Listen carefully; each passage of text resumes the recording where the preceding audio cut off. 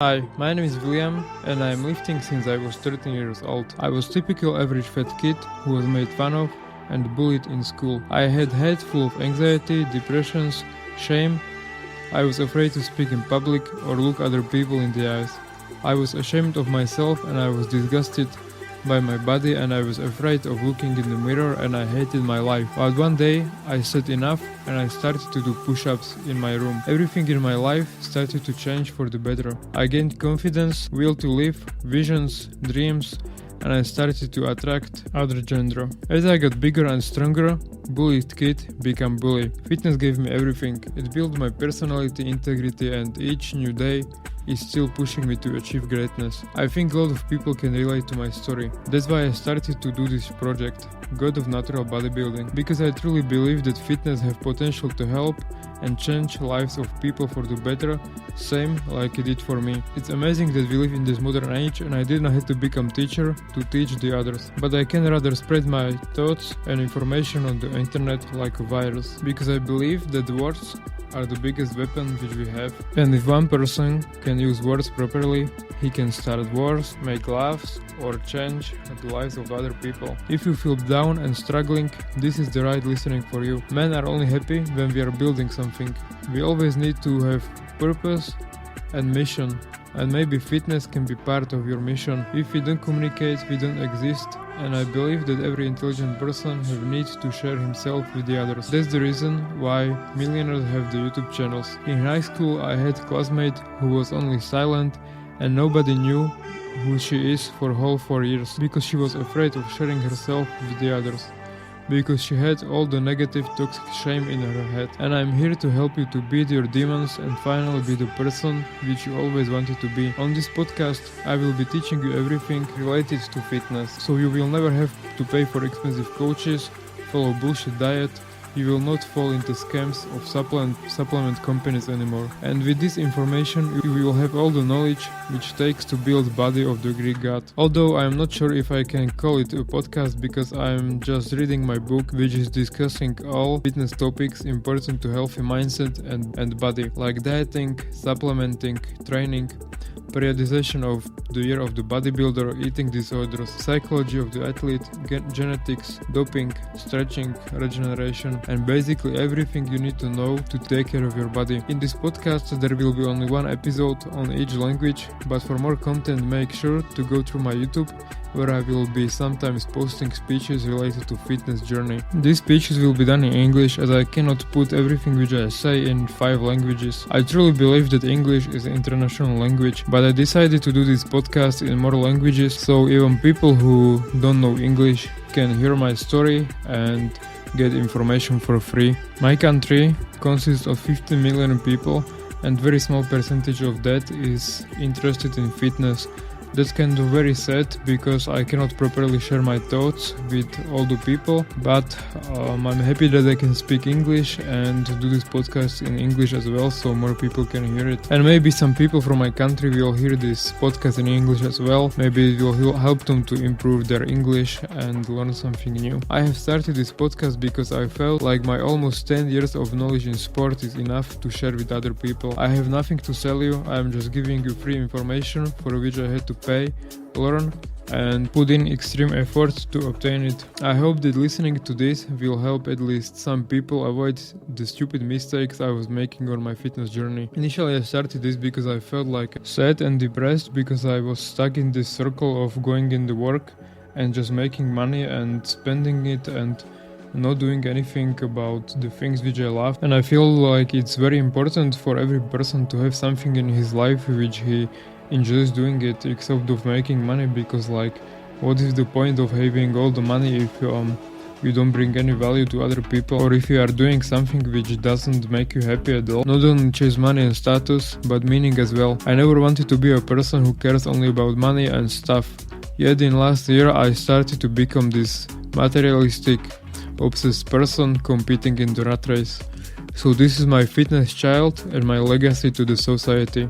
I truly believe that fitness is an idea of balance between mind and body. which can improve all areas of your life. It's the idea of making non-stop progress, doing hard things, living your dreams and passions every day, enjoying the hard journey to the greater goal. Fitness is a necessary part of everyone's life, and I believe that nobody can be truly happy with bad or unfunctional body. If you want to look good or be healthy, I believe that each adult must have developed some kind of eating and exercise habits to stay strong and fit. But in this modern age, where everyone is just trying to sell you something, it's hard to know what's right. So I'm offering you 10 years of experience for free.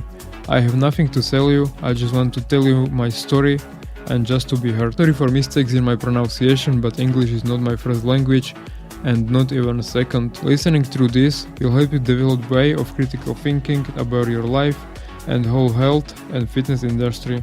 So let's get into it. It's specifically designed to be listened in the gym or while you are taking a walk, so all the science included in this book doesn't get so boring. So I hope you enjoy it, and if so, please let me know on Instagram. I appreciate every feedback.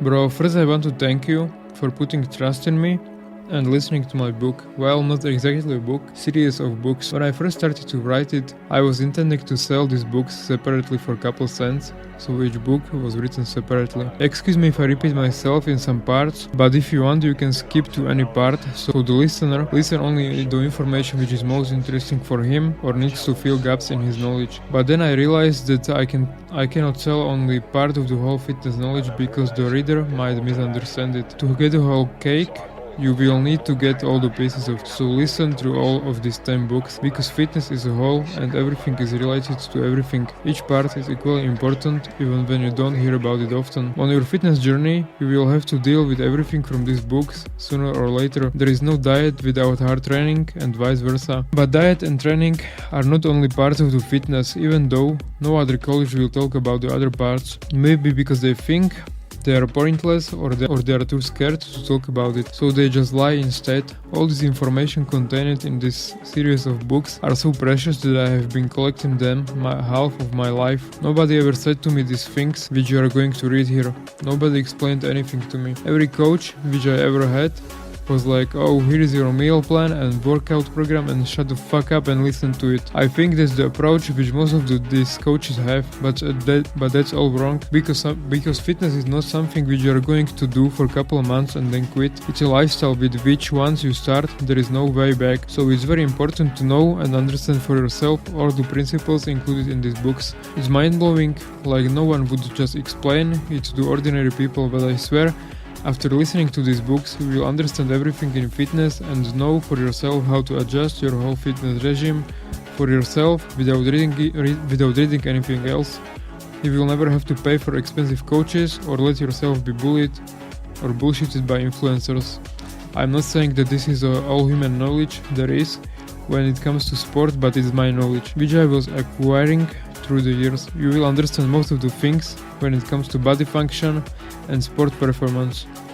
But most importantly, you will develop a way of critical thinking, which is the most important thing, because you will be able to realize for yourself what is true, what is a lie, and what is good or not. By reading this, you will obtain a lot of information, but you will also develop a way of thinking which I have when I am reading or obtaining new information about the sport. With this thinking, you will be able to decide what makes sense to do and what doesn't. Because like most of the literature, educational videos or things which influencers on social media show is pure bullshit. They just try to manipulate you so you will feel bad about yourself and buy their products or services. But you have to think for yourself.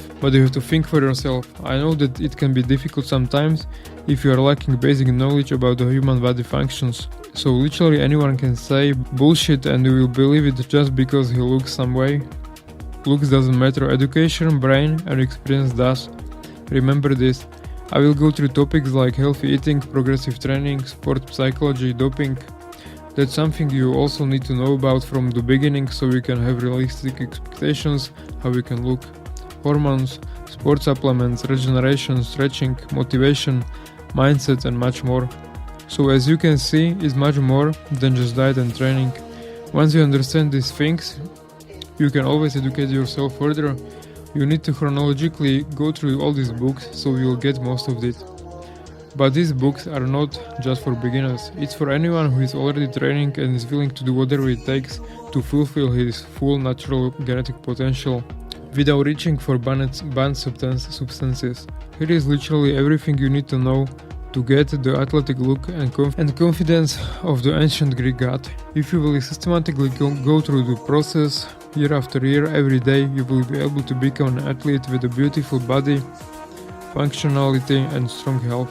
I'm sorry if you find some grammatical errors or imperfection in my stylization of the text, but English is not my first language and not even the second. Important is that you understand what I say. I don't study to be a writer, marketer or designer, but as a teacher and fitness coach, so I have all the rights to educate people in this field. I simply wanted to help ordinary people and share my story. A bit about me. When I was a kid, I was doing martial arts. I trained every day, but I was never best at it. Then at the age of 13, I found about weight training. I immediately fell in love. It became my purpose and my passion, something because of which I was getting out of the bed every day. It helped me to get through the many difficult situations. When I was 17, I was already 2 times national champion in powerlifting. At the age of 18, I had so many muscles that I had to compete between men in the weight open category. I had sick, athlete, psychopathic mindset. I didn't care about anything else except of bodybuilding. I went through a lot of eating disorders and mental illnesses, but I kicked those demons in the face, so I decided to change it. So I wanted to become the ultimate athlete who looks good and have functional body. I had to test my effort, which I put into my new goal. So one day after 12-hour shift in the factory, I did 75 km on a rusty bicycle because I had to go to the gym. Then I touched my rock bottom and I almost died. Sport gave me mental strength, confidence, built the person which I am today, and the will to do anything in the world. And it can do same for you. Now I want more than anything to help other people become their best possible versions of themselves.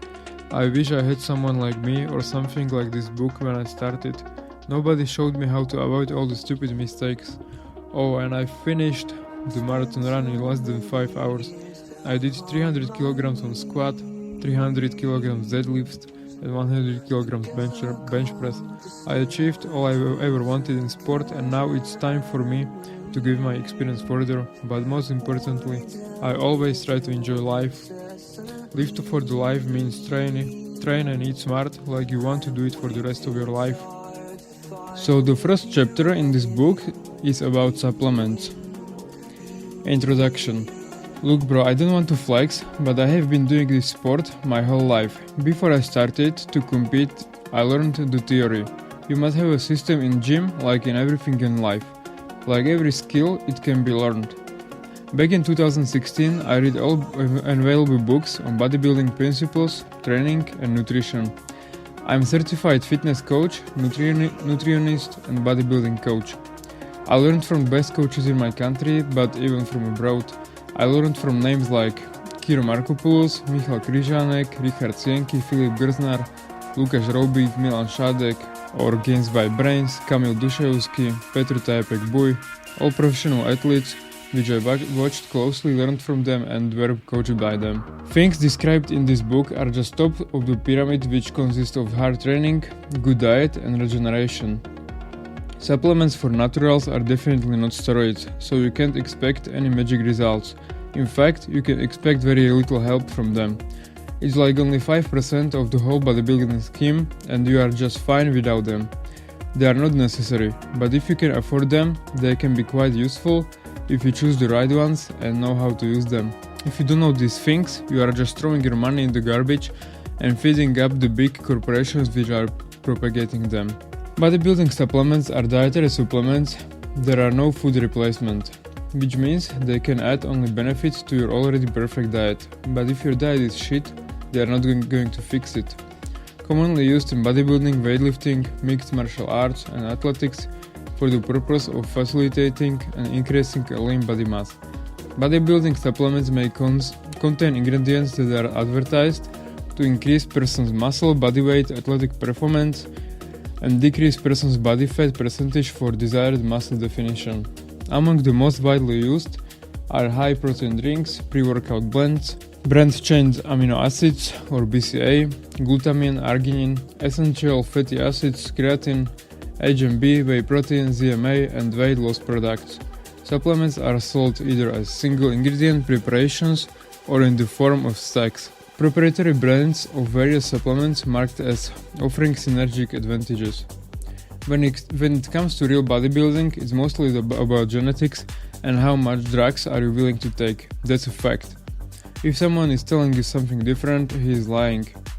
They want to sell you some workout programs or diets which are supposed to be like magic ingredient which will for sure achieve your dream goals.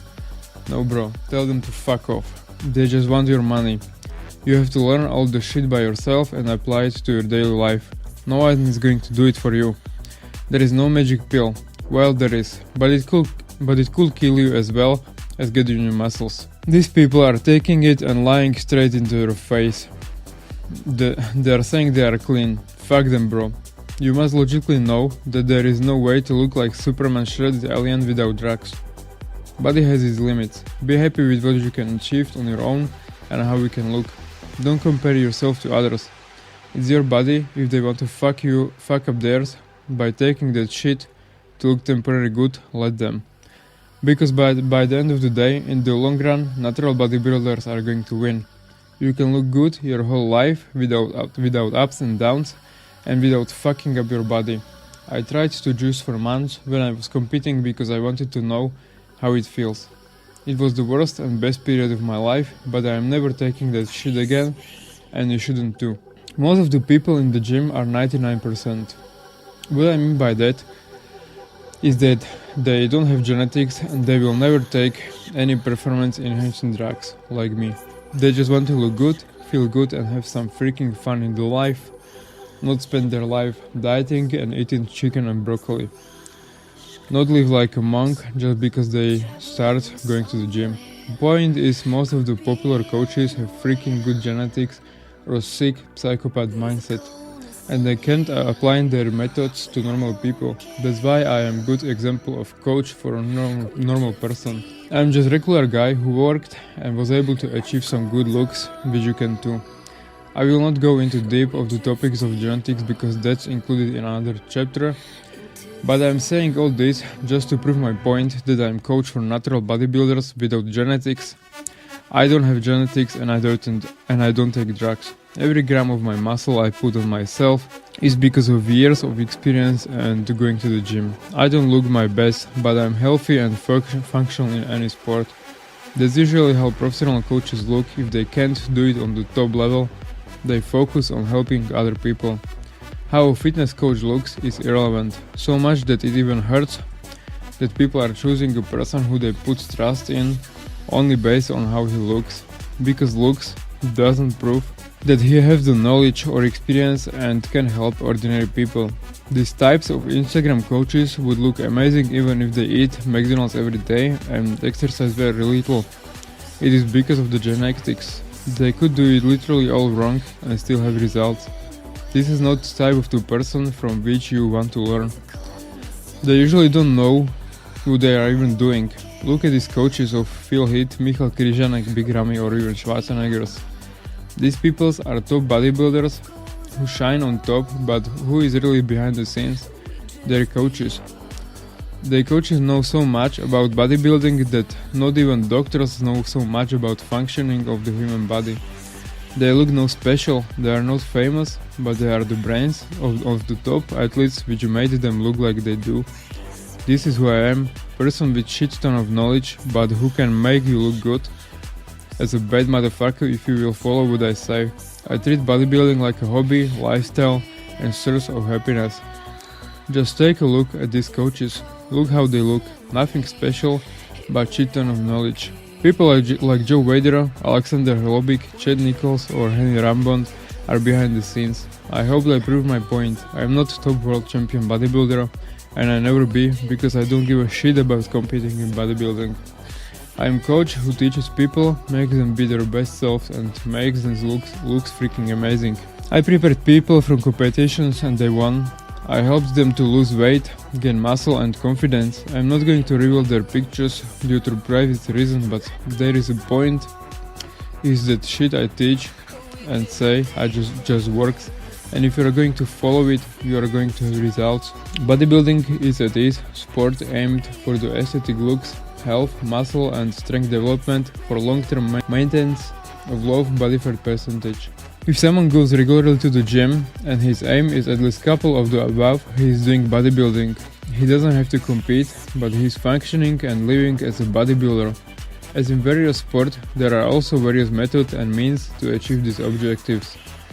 In this sport, we can change the way how body looks or how it works on the health and movement side if effective steps are made. It is a long-term process that has certain limits and takes different time to achieve it for everyone.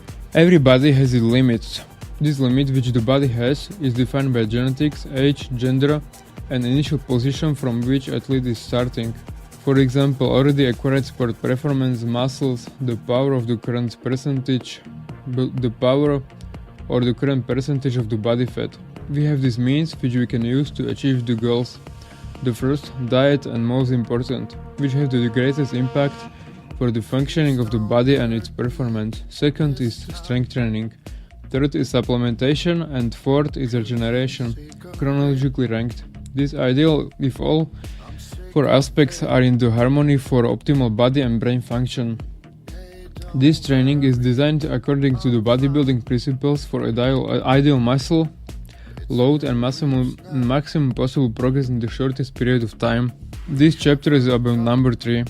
Once you have read the introduction, you can just skip to any part in this book where you will need to learn something. It is not necessary to read absolutely everything about all supplements, but they are all described here, and if you want to know which are effective and which are not, just read it. If you are more interested in the other topics, just skip to the next chapter of the book. I divided supplements into couple categories. First of them is supplements with real usage, multivitamin and multimineral blends. The primary role of the multivitamin is to fill nutritional gaps and make sure people get their daily allowance of underconsumed nutrients like vitamins and minerals.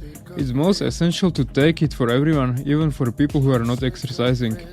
Chances of obtaining vitamins necessary for the healthy function of the body from the food is close to zero. Food which we eat nowadays, even when it's really healthy, just doesn't contain much micronutrients because it's chemically grown. So you can obtain from it complex carbs for energy, protein for building muscles and healthy fat for the good function of the heart and all organs. You definitely can't obtain all vitamins in desired amounts.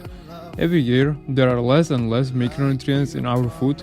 Before years and years, when people had natural diet without chemicals, it was possible to obtain all these things from varied diets, but now we need to take multivitamin blends. To understand how important it is, I will go briefly through all vitamins and minerals and their function in the human body below. Now, how to choose good multivitamin for you? Most important thing is that it should contain all vitamins and minerals in recommended doses. Whatever is recommended on the cover is for the people who doesn't exercise, which means if supplement says take 2 pills a day, you have to take 4 if you are a bodybuilder. Best is to split it into few doses during the day, like 2 in the morning and 2 before you go to sleep. Reason for this is that when you have heavy physical job or exercise on a regular daily basis, your body is losing these vitamins quicker, which can lead to weakened immunity and many other problems. In order to stay healthy and have optimal muscle building environment in your body, you should keep this blood vitamins level high. First years which I was exercising, nobody told me how important it is. Everyone just said, bro, just take protein powder and BC and you are good. Well, through this, enough protein can be obtained from food, but vitamins cannot be. So I was non-stop sick, felt tired and had dangerously white skin. Once I fixed my vitamin levels, I started to feel much better and stronger. Composition of the ideal multivitamin should be something like this. I will not go through specific products here, I don't want to advertise for anyone, and the point of reading this book is so you could choose between products by yourself. Vitamins and minerals necessary for the function of the body. There are 13 essential vitamins A, B, C, D, E and K with 8 vitamins in the B complex and many minerals the body requires for the optimal health. Vitamins are made by living things, which minerals are found in the earth. For example, carrots produce beta-carotene, which the body turns into vitamin A. Minerals such as iron and copper can be found in soil and rock. Vitamins are much more delicate than minerals and can be broken down with heat or age, and they are organic. Minerals are inorganic, making their chemical form simpler than of vitamins, which means they are also broken down by cooking. Whereas all vitamins are needed by the body, only some minerals are required for nutrition. Examples of necessary minerals include calcium, chromium, copper, iodine, iron, magnesium, mangan, phosphorus, potassium, sulfur, sodium, and zinc. Minerals are trace elements and are mainly found in meat, cereals, fish, milk, and dairy foods, vegetables, dried fruit, and nuts. Especially in bodybuilding, without them, muscles wouldn't be able to function. Every single one of them have different functions in the body. But when it comes to bodybuilding, their most important function is muscle contractions and optimizing hormone production. Minerals. Calcium is necessary for strong bones and health. It is needed for blood to clot and helps nerves to send messages and muscles to contract. Iron is necessary for transporting oxygen in the body and important for generating energy from nutrients. Its essential mineral naturally presented in some foods such as lean meats and seafood, nuts, beans, and fortified foods. Magnesium is cofactor in more than 300 enzymes systems that regulate diverse biochemical reactions in the body, including protein synthesis, muscle and nerve function, blood glucose control, and blood pressure regulation. Magnesium is required for energy production. Chromium helps to move blood sugar glucose from the bloodstream into the cells to be used as energy and turn into fats, carbohydrates, and protein into energy. Potassium helps your nerves to function and muscles to contract. It helps your heartbeat stay regular. It helps move nutrients into cells and waste products out of cells. A diet rich in potassium helps to offset some of the sodium harmful effect on blood pressure. Zinc, nutrient found through your body, helps your immune system and metabolic function. Zinc is also important to wound healing and your sense of taste and smell. Sodium is both electrolyte and mineral.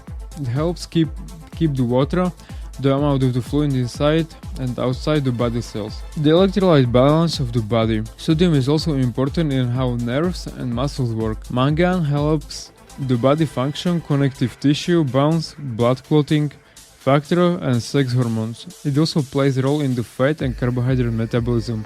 Calcium absorption and blood sugar regulation. Mangan is also necessary for normal brain and nerve function. Phosphorus is important in the formation of the bones and teeth.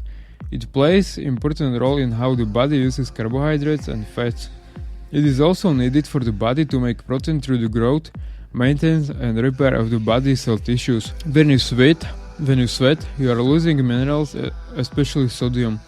That's why it is good to drink them before or during a workout. Vitamins B and C are water soluble and moves around the body more easily than fat-soluble vitamins. Water-soluble vitamins are not stored in the body. You need continuous supply of them in your diet.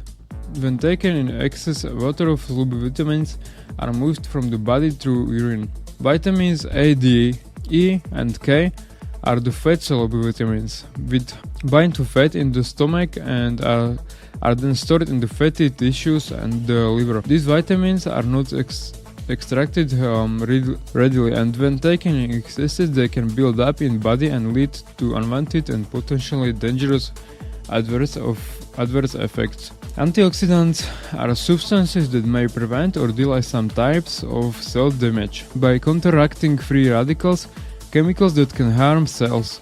Free radicals are compounds that can cause harm if their levels become too high in your body. They are linked to multiple illnesses including diabetes, heart disease, and cancer. Your body has its own antioxidant defenses to keep free radicals in check. They are always likely raised when you do something unhealthy, like drinking, smoking, eating bad food, but even exercising. That's why it is important to have enough antioxidants in your body. Examples of antioxidants include vitamin A, C and E, beta-carotene, lycopene and selenium. Antioxidants have been credited with a number of health benefits, ranging from reducing the signs of aging and to preventing certain cancer and Alzheimer's diseases.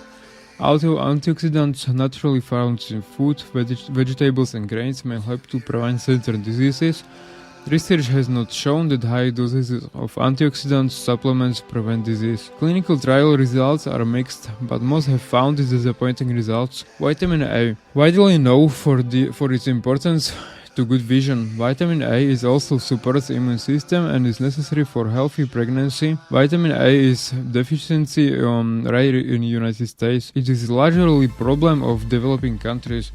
Vitamin A can come from both plant and animal sources. Plant sources include leafy green vegetables and orange and yellow fruits and vegetables. Animal sources include liver, salmon and whole milk. Vitamin A is also added to fortified cereals. It's a part of most multivitamins and is available as a standalone supplement. Vitamin B. The complex family of vitamins is made up of 8 B vitamins, each of which performs different important functions through the body. B1. Thiamine produces cellular energy from the food required for the synthesis of DNA and RNA. Cereals, whole grains, enrich reinforced grains, potatoes, pork, seafood, liver and kidney beans. B2. Riboflavin helps the body produce energy, affects enzymes that influence the muscles, nerves and heart. Cereals, whole grains, enrich refined grains, enrich bread, dairy products, liver and leafy green vegetables. B3. Niacin energy production helps to keep skin, nervous system and the digestive system healthy. They are contained in liver, fish, chicken, lean red meat, nuts, whole grains, dried beans and enriched refined grains. B5. Pantothenic acid influences normal growth and development, found in almost all foods. B6. Pyridoxine helps to break down protein, helps maintain the health of the red blood cells, the nervous system and parts of the immune system. They are contained in fish, liver, pork, chicken, potatoes, wheat, germ, bananas and dried beans.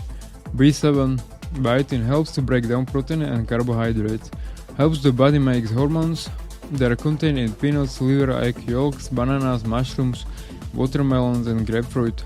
B8. Folic acid. Folate helps the cells in the body make and maintain DNA, important for the production of the red blood cells. They are contained in leafy green vegetables, liver, citrus, fruits, mushrooms, nuts, peas, dried beans and wheat bread. B12. Cobalamin plays an important role in body growth and development and nerve function, eggs, meat, milk and milk products. B9. Folic acid can help prevent birth defects of the brain and being known as the neural tube defects.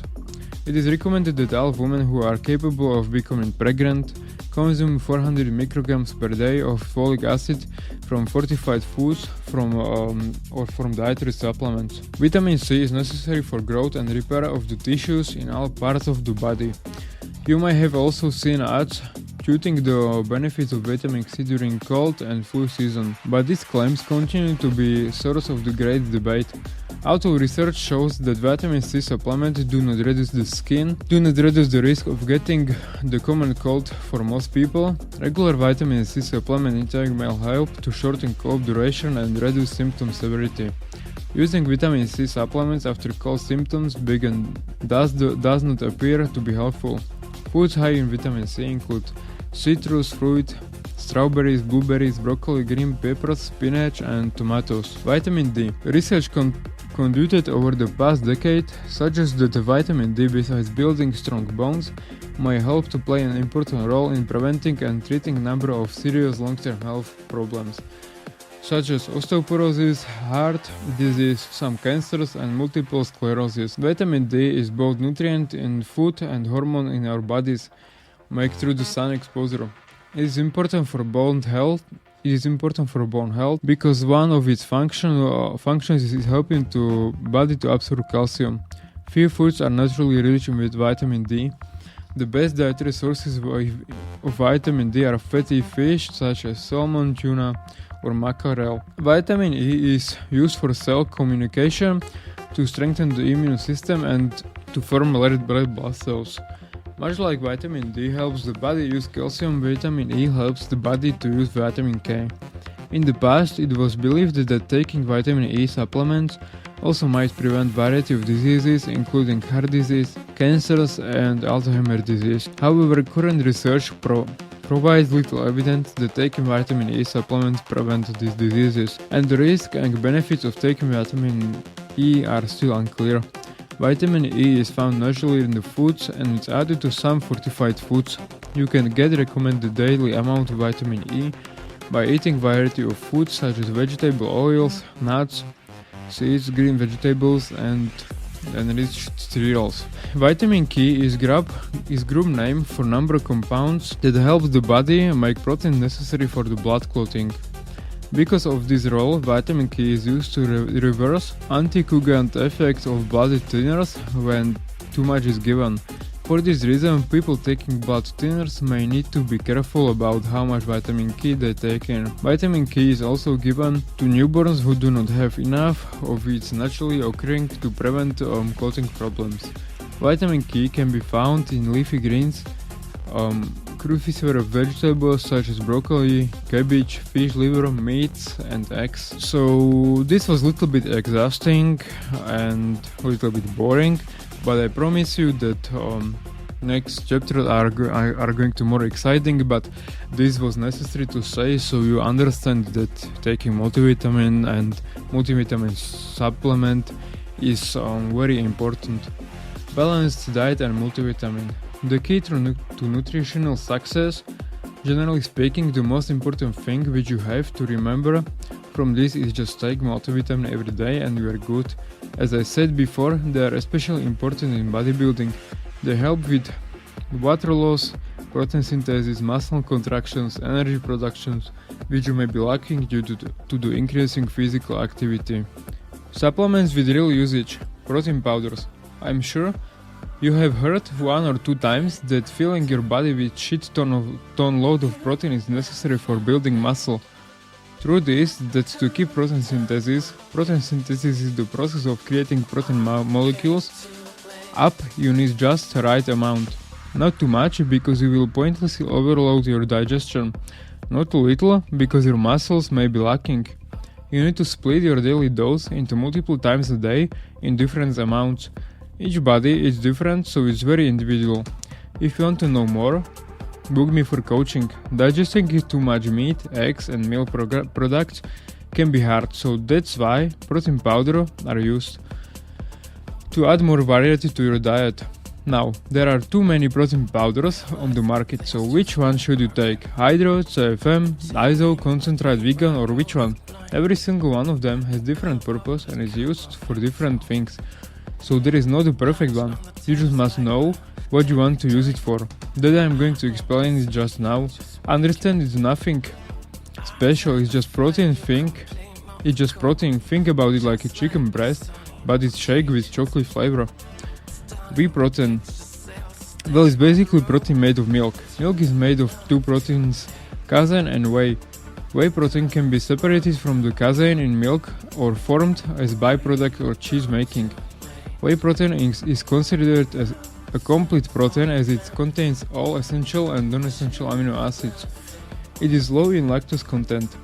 There are many benefits associated with the consumption of the whey protein, and researchers are constantly finding new possible therapeutic purposes.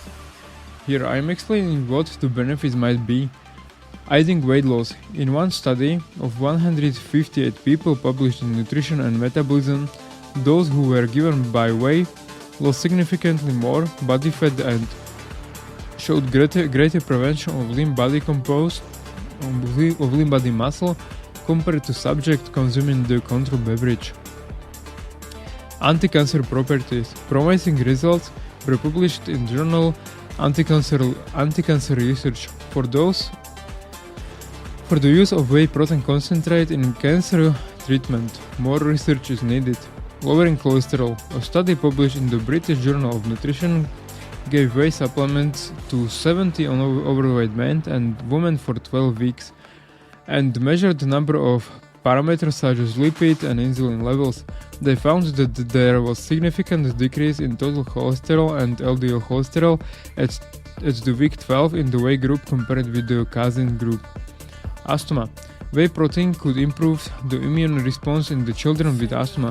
One small study involving 11 children, published in the International Journal of Food Science and Nutrition, found that children with asthma who were supplemented with 10 grams of whey protein twice a day for 1 month had improved immune response. Blood pressure and cardiovascular disease. Research published in the International Dairy Journal found that beverages that were supplemented with whey protein significantly reduced blood cholesterol pressure in the patients with hypertension. The risk of developing heart disease or stroke was also lower. Reducing weight loss in people with HIV. A study published in the journal Clinical and Investigative Medicine found that whey protein may help reduce weight and loss among HIV-positive patients. Liver benefits. The liver needs protein to repair itself and converts fats to lipoproteins, which are molecules that help remove fats from the liver. In a study of 11 obese women, taking 6 grams of whey protein supplements helped to reduce liver fat by approximately 21% over 4 weeks. Whey helps to clean the liver and lower liver enzymes. Sounds good, right? There are different types of whey protein and have different names. In essence, they are named according to the method of production and the speed of absorption. So I just wanted to point out all of these benefits so you can really see that taking protein powder is really something beneficial, and it's not like some bad chemical like many people are claiming. It's very beneficial food basically, but like with everything you need to have some kind of balance with it. You cannot just live off the protein powder. So the first type is whey concentrate. Here we have the most basic of the whey protein types. Concentrate is cheapest, worst quality and lowest absorbability. Best to use during the day when mixing with food or cooking. To understand it, we first need to take a look at how whey, regardless of type, is made. You start with milk. Some sort of curdling agent like rennet or acid is applied, and the solid portion separates from the liquid. Those solid curds are taken away to be made into cheese or casein, and the liquid that is left behind becomes your whey. At this point, it is whey concentrate. It is high in complete protein but also contains some fat and sugar in the form of lactose. Interestingly, that fat contains numerous healthy benefits, nutrients that support healthy immune and cardiovascular function. Whey isolate. Expensive but the best absorbability and quality. Best to use in short period of time before competition or after workout. In order to increase the concentration of protein in their whey, some manufacturers go even further with the processing. Various techniques are used to remove the majority of the fat and sugar from the whey, leaving mostly protein behind. At first, this might seem like a good thing, but remember all of these handy nutrients hiding the fat. They are gone now, too. In fact, this processing sometimes breaks down some of the amino acids and makes them more difficult for your body to digest. The extra work that went into these products also means that their cost is more increased. Can be digested extremely quickly in very high doses. Best to use after workout. Still no content. Some companies use heat, acid, enzymes, or a combination to purposely break down some of the bonds holding the amino acids together. This allows these nutrients to be rapidly absorbed by your body. Here is the problem. Whey is already rapidly absorbed by your body. The difference made by this extra processing is marginal, but the increase of the price is anything but. What you are left with is so much more expensive whey protein that is only slightly better. Typically, the processing also makes whey hydrolysis more bitter, requiring it to be doctored up with flavoring and other additives. Milk protein. This type of whey protein is a little confusing, sometimes vaguely labeled as milk protein. This product is typically just a blend of whey and casein, either of the concentrate or whey or isolate variety. Generally, you will only see these products that are using multiple protein sources, since it tells you nothing about the actual blend, you don't have a clear picture of which actually quality of this ambiguous milk protein. Cross-flow microfiltration protein, or the CFM process, is completely chemical-free premium manufacturing processes that utilizes ceramic filters to remove lactose, fat, and other undesired materials to isolate protein more effectively. Basically, the best protein to use. When it comes to price, it's not expensive when it's made under low temperature, so it's keeping all the micronutrients. Casein protein. There is really no point of buying this product. It is supposed to be used before you go to sleep, because it takes a very long time to digest and it's really slowly to the system, but during the night your digestion should rest, not digest protein. You can eat cottage cheese or curd instead and just mix it with a little bit of whey for the same benefit. There are plenty of protein powders made from plants. They are good to use to add more variety to your diet, but amino acids in these blends are underrepresented, so it doesn't give you full food replacement. Honestly, the only way I would use this would be if I would go vegan, but that would be pure unhealthy and dumb shit.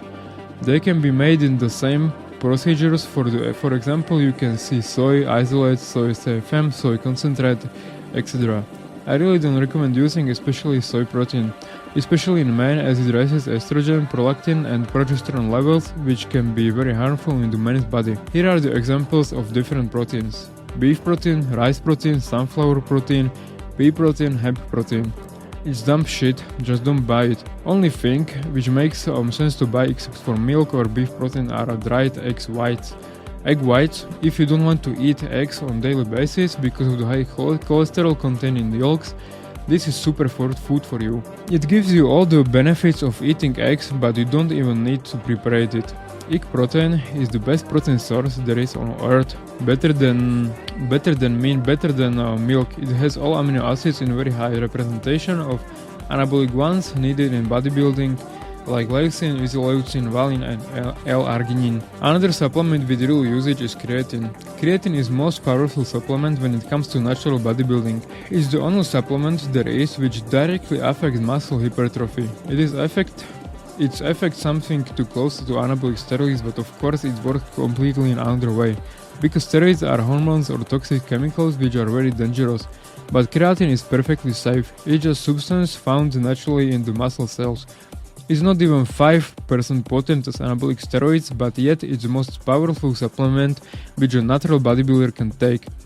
When I took it for the first time, I gained 5 kilos after 1 month without changing the diet or training. Usually people don't react that well to it, but again, it's genetics. It can help you to keep the water in the muscle cells, which can be quite useful when you consider that muscle cells consist mostly from water. Specifically 75% water. In bodybuilding, everyone should keep away water from subcutaneous tissue under the skin to be healthy and don't put pressure on the organs. People who hold a lot of water can cause themselves a lot of problems with organs and hormones, but that's too specific topic. Creatine keeps the water in muscle cells, which can make it bigger, fuller and stronger. It's not like many people think that it keeps water under the skin. It affects very little how much water under the skin you are keeping. To understand what I am saying, I will attach 2 pictures. First person is the water with under the skin. The second person with a little water under the skin but a lot of in muscles. First person keeping water under the skin is caused by bad eating habits, hormonal issues, high salt and sugar intake, obesity or not exercise. It's called edema. Good. The second person is the shredded guy with a lot of muscles, with good eating habits, normal salt and sugar intake, healthy body fat percentage, exercising, keeping water in muscles, not under the skin. Common myth about creatine is that it's unsafe for kidneys because it makes you keep water. It's total bullshit. It's usually said by people who have no clue how the body works. Don't listen to those duckers. You have your own head, bro. So treating yourself like garbage will make you hold water under the skin, not creatine. It's very simple. Now, what really is this magic substance? Creatine is amino acid located mostly in your body muscles as well as in the brain. Most people get creatine through the seafood and red meat. though all levels are far below those found in scientifically made creatine supplements. The body's liver, pancreas, and kidneys also can make about 1 gram of creatine per day. Your body stores creatine as phosphocreatine primarily in your muscles, where it's used for energy. As a result, people take creatine orally to improve athletic performance and increase muscle mass. People also use oral creatine to treat certain brain disorders, neuromuscular conditions, congestive heart failure, and other conditions. Topical creatine might be used to treat skin aging. Research on creatine use for the specific activities and conditions shows strength and muscle size performance.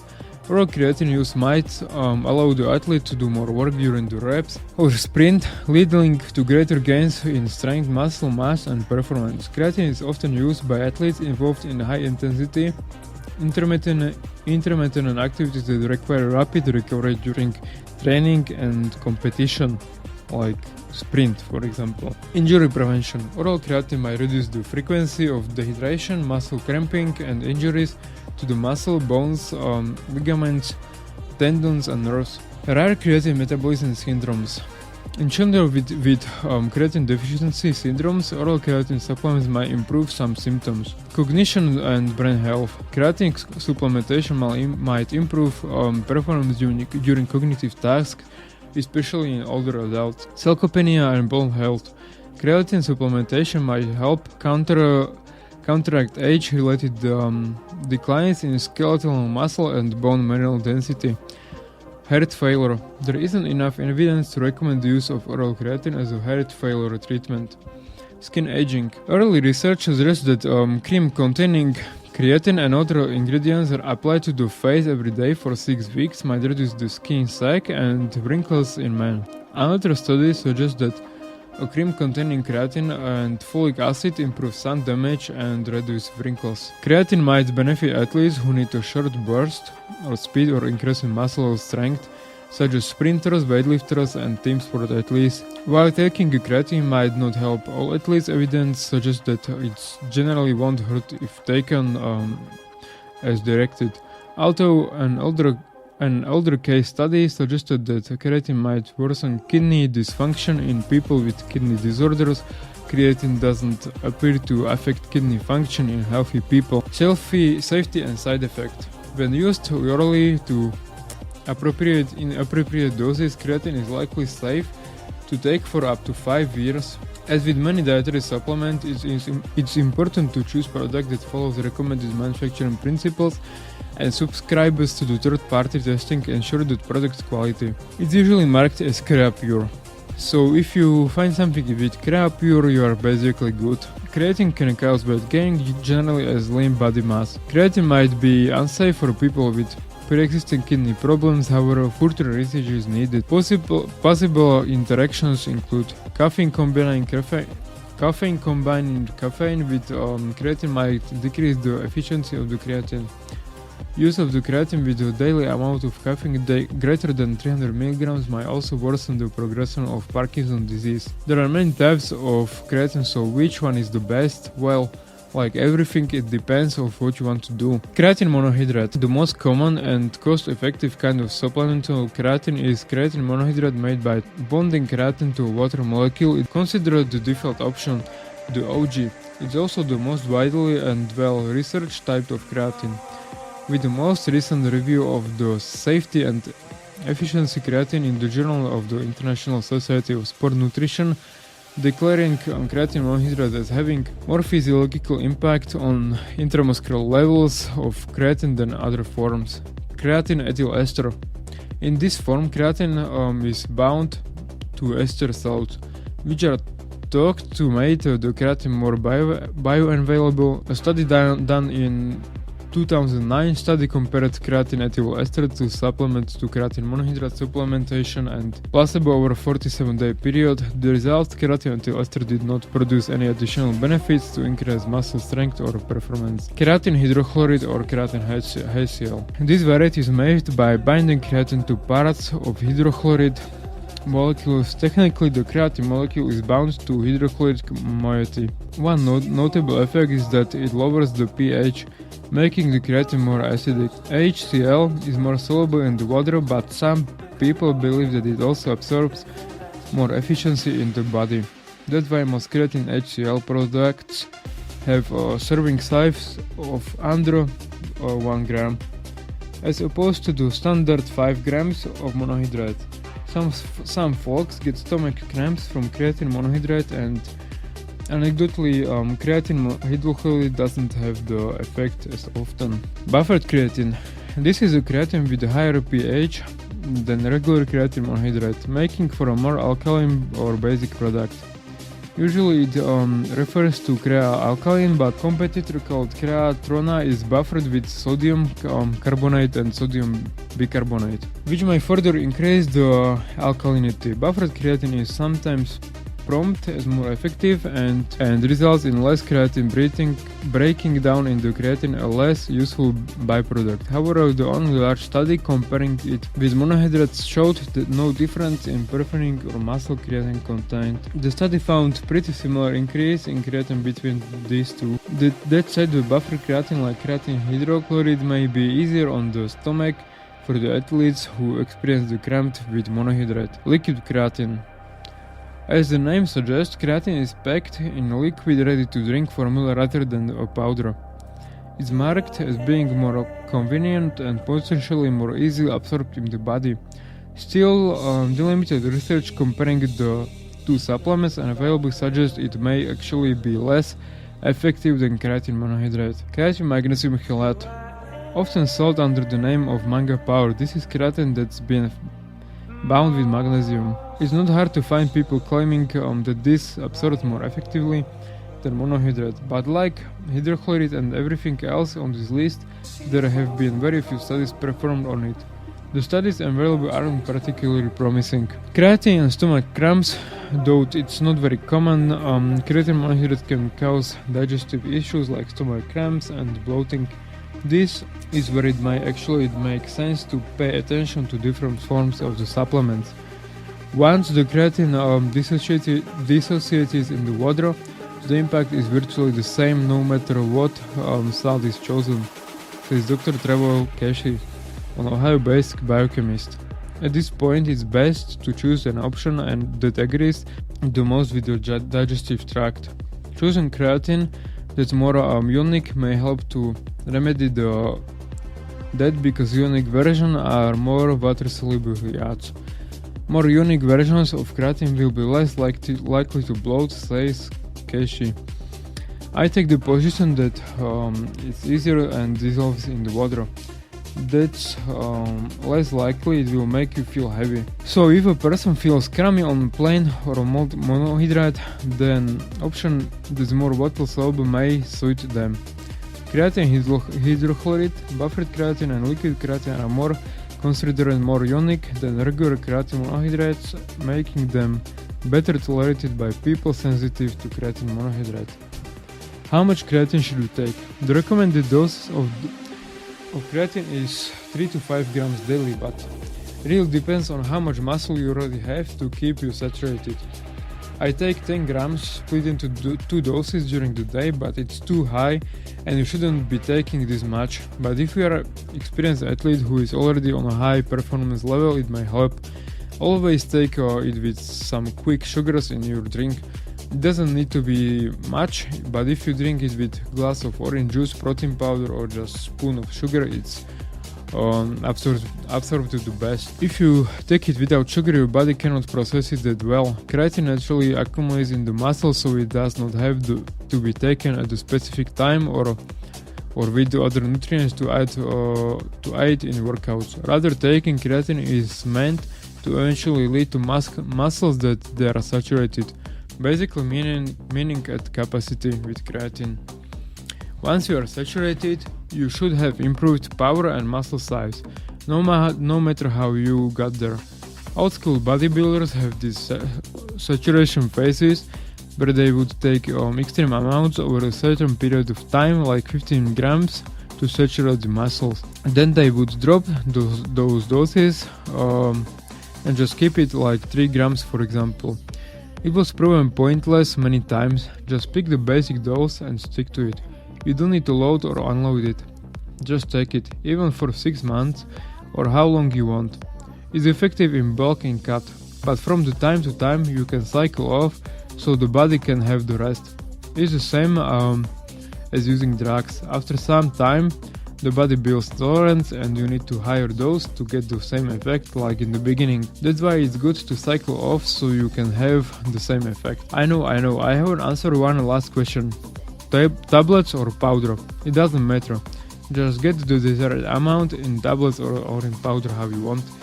But buying this many tablets would be for sure more expensive. Supplements with real usage. Herbal medicine. This is like such a complex topic that there are literally dozens of books written on this topic itself. Herbal medicine is one of the most powerful shit there is. It makes much more sense to invest in that than BCS or pre-workout. But it's not that marketing or hype, so not many people know. So in general it's not very well known by the public, but it's very fucking effective, and I think it's much more potent than taking amino acids or something like that. So I just want to speak about this so you can think about it and try to think about it about yourself and look something on the internet. I am just giving you some basic information about herbal medicine here. So what to take and how. I will go through the most potent herbs when it comes to maintaining good health, building muscles or fixing functions of the inner organs.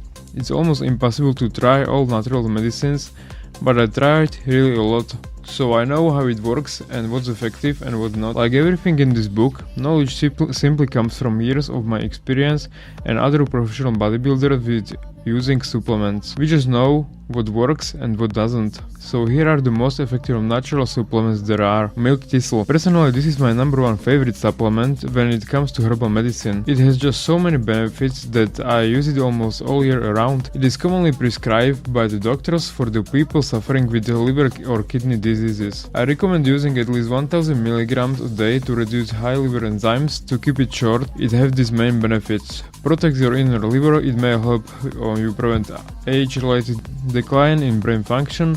Milk thistle could protect your bones. It may improve cancer treatment. It can boost breast milk production. It could help treat acne. When it comes to fitness, some diets like keto require you to eat high amounts of fat every day, which is very heavy for the liver. If your liver doesn't function properly, your photosynthesis and regeneration is also down, which puts you off from reaching your goals. Mushrooms, but not those which you find in the forest, of course. I'm talking about the 7 commonly used in bodybuilding to improve regeneration of muscles, central nervous system, faster injuries healing, and etc. Reishi, changa, shiitake, maitake, hericium, leon mane, cordyceps, white fungus or white mushrooms. They require relatively high doses in order to be effective, so I don't recommend using complex mushroom supplements. Each body is different, so the best is if you choose one and see how it affects you. If it doesn't work, just try another mushroom. Most commonly used is reishi, also called mushroom of the kings or mushroom of the immortals. It can really stand up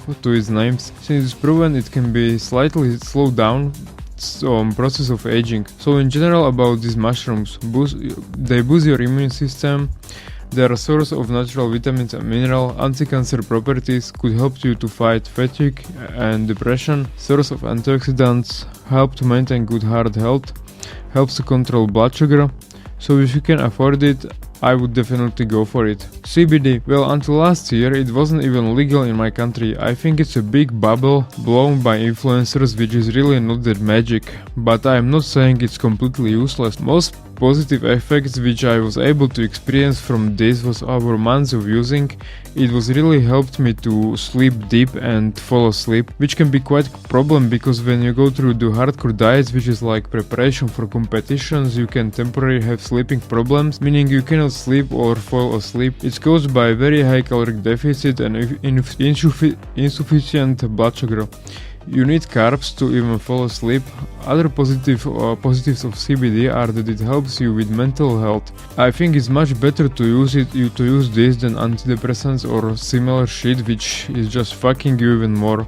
Health benefits of CBD oil. Maybe it have positive benefits on eyes, heart, bones, stomach, cancer, anti-cancer properties on brain, on wellness, spinal cord injury, asthma. I mean, in general, it's better to try all kinds of the herbal medicine before you decide or go to for antidepressants or some chemical shit, because this herbal medicine can really help you a lot if you know how to use it properly. So the next one is dandelion. Only usage for this in fitness I found in the last weeks are the last weeks of the bodybuilding preparation, where it can come really help to lose water under the skin. So I was able to look even leaner and harder. It's highly nutritious, contains potent antioxidants, help fight inflammation, helps with blood sugar control, reduce cholesterol, lower blood pressure, may promote healthy liver, supports healthy digestion, helps to fight cancer, useful skincare treatment. Like everything is most useful in pills.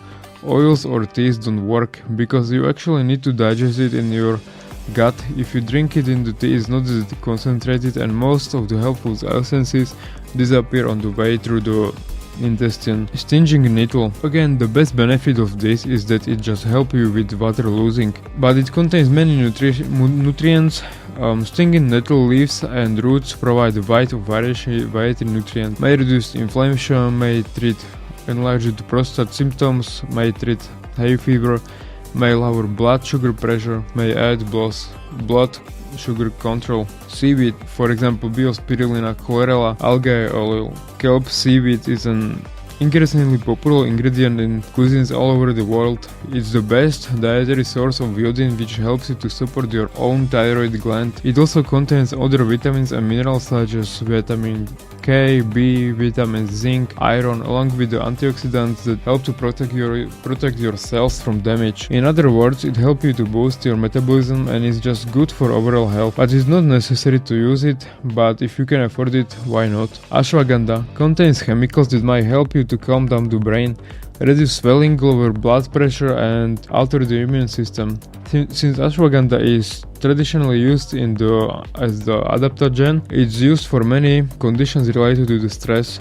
Adaptogens are believed to help the body resist physical and mental stress, which is really useful as stress is only emotion scientifically proven to be dangerous to the body. Hard workouts and also situations in life can easily put you into stress. Echinacea or cornflower is flowering plant and popular herbal remedy. Originally from North America, it has long been used in Native American practices to treat a variety of ailments, including wounds, burns, toothaches, sore throat, upset stomach. Most parts of the plants, including leaves, petals, and roots, can be used medicinally. Though many people believe the roots have the strongest effect. Echinacea is usually taken as a tea or supplement, but can also be applied topically. Today it's primarily used to treatment or to prevent common cold. Though the science behind this isn't particularly strong, one review in over 400,000 people found that potential is like 10 or 20% reduce risk of colds from taking echinacea, but there is little or no evidence that it treats the cold if you already have caught it. So insufficient data exists to evaluate the long-term effects of this herb. Short-term use is generally considered safe. That being said, effects like nausea, stomach pain, and skin rash have occasionally been reported. Ginseng is a medical plant whose roots are usually steeped to make the tea or dyed to make a powder. It's frequently utilized in traditional Chinese medicine to reduce inflammation and boost immunity system, brain function, and energy levels. Several varieties exist, but two most popular are the Asian and American types, Panax ginseng and Panax, I cannot fucking read this, it's complicated, respectively. American ginseng is thought cultivated relaxation, while Asian ginseng is considered more stimulating. Although ginseng has been used for centuries, modern research supporting its efficiency is lacking. Several tests test tube and animal studies suggest that its unique compounds called ginsonoids boost neuroprotective, anti-cancer, anti-diabetes and immune-supporting properties. Ginkgo biloba, also known simply as ginkgo, is an herbal medicine derived from mainhorn tree. Native to the China, ginkgo has been used in traditional Chinese medicine for thousands of years and remains top-selling herbal supplement today. It contains variety of potent antioxidants that are thought to provide several benefits. The seeds and leaves are traditionally used to make teas and tinctures, but most modern applications use leaf extract. Some people also enjoy eating the raw fruit and toasted seeds, but however the seeds are mildly toxic and should only be eaten in small quantities, if at all. Ginkgo is said to treat a wide range of ailments including heart disease, dementia, mental difficulties and sexual dysfunction. Yet studies have not proven it's effective for any of these conditions, although it's well tolerated by most people. Possible side effects include headache, heart palpitation, digestive issues, skin reactions, and increased risk of bleeding. Elderberry is used to treat cold and flu symptoms, with some research suggesting that it may be least mildly effective while cooked. Elderberry is safe, it's not toxic if eaten raw or unripe. St. John's wort, or CHW, is an herbal medicine derived from the flowering plant Hypercillium perfortantum. Its small yellow flowers are commonly used to make teas, capsules, or extract. Its use can be traced back to the ancient Greece, and CHW is still frequently prescribed by medical professionals in the parts of Europe. Historically, it was utilized to avoid wound healing and alleviate insomnia, depression, and various kidney and lung diseases. Today, it is largely prescribed to treat mild to moderate depression symptoms. Many studies noted that short-term use of CHW is effective as some conventional antidepressant. However, there is limited data on long-term safety or effectiveness for those with severe depression or suicidal thoughts. Turmeric, or curcuma longa, is an herb belonging to the ginger family, used for thousands of years in cooking and medicine alike. It has recently garnered affection for its potent anti-inflammatory properties. Curcumin is the major active compound of turmeric. Curcumin is the major active compound in turmeric. It may treat host conditions of including chronic inflammation, pain, metabolic syndrome, and anxiety. In particular, multiple studies revealed that supplemental doses of curcumin are as effective for elevating arthritis pain as some common anti-inflammatory medications such as ibuprofen. Both turmeric and curcumin supplements are widely considered safe, but very high doses may lead to diarrhea, headache, or skin irritation. You can also use fresh or dried turmeric dishes like curries, although the amount you typically eat in food is unlikely to have any significant medical effect, medicinal effect. Ginger is commonplace ingredient in herbal medicine. You can eat it fresh or dried, though its main medicinal forms are as tea or capsules. Much like turmeric, ginger is a rhizome or stem that grows underground. It contains a variety of beneficial compounds and has long been used in traditional and folk practices to treat colds, nausea, migraines, and high blood pressure. Its best established modern use is for relieving nausea associated with pregnancy, chemotherapy, and medical operations. Furthermore, test tube and animal research reveals potential benefits for treating and preventing illnesses like heart disease, cancer, although the evidence is mixed. Some small human studies propose that this route may reduce your risk of blood clot formation, although it hasn't been proven any more effective than the conventional therapies. Ginger is very well tolerated. Negative side effects are very rare, but large doses may cause a mild herbaceous diarrhea. Valerian root may be dried and consumed in capsules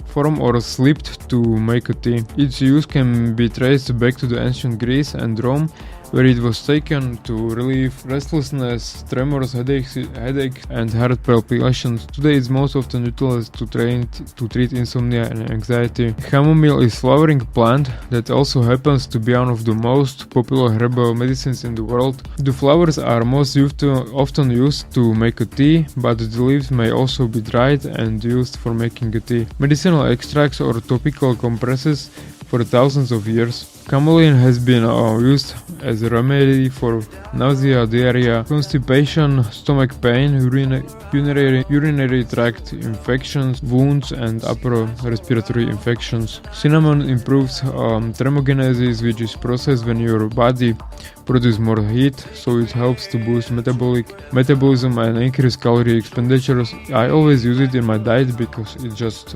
makes all food taste better, and it reduces blood sugar levels and cholesterol, so it's very good to use. Cacao powder is very healthy and I use it almost every day. It's superfood of all superfoods. Cacao, the dried seeds at the root of chocolate, it's also one of the highest source of magnesium in nature, full of antioxidants, calcium, zinc, copper and selenium. Cacao contains more antioxidants per gram than blueberries, goji berries, red wine, raisins, prunes and even pomegranates. All types of dietary fiber like psyllium or any other, mostly used in hard diets where you cannot eat even fruit or vegetables because it contains carbohydrates. If you are not in such a diet, you are just fine with eating a lot of green vegetables. Taking fiber can make you feel full, which is also beneficial on the diet. It helps you with digestion and cleaning intestines and stomach. Summary: in general, all herbs are relatively safe and their use can give you so many health benefits, so I really recommend you to first try to look into herbal medicine and after that go to the doctor and take something chemical, because this herbal medicine, they can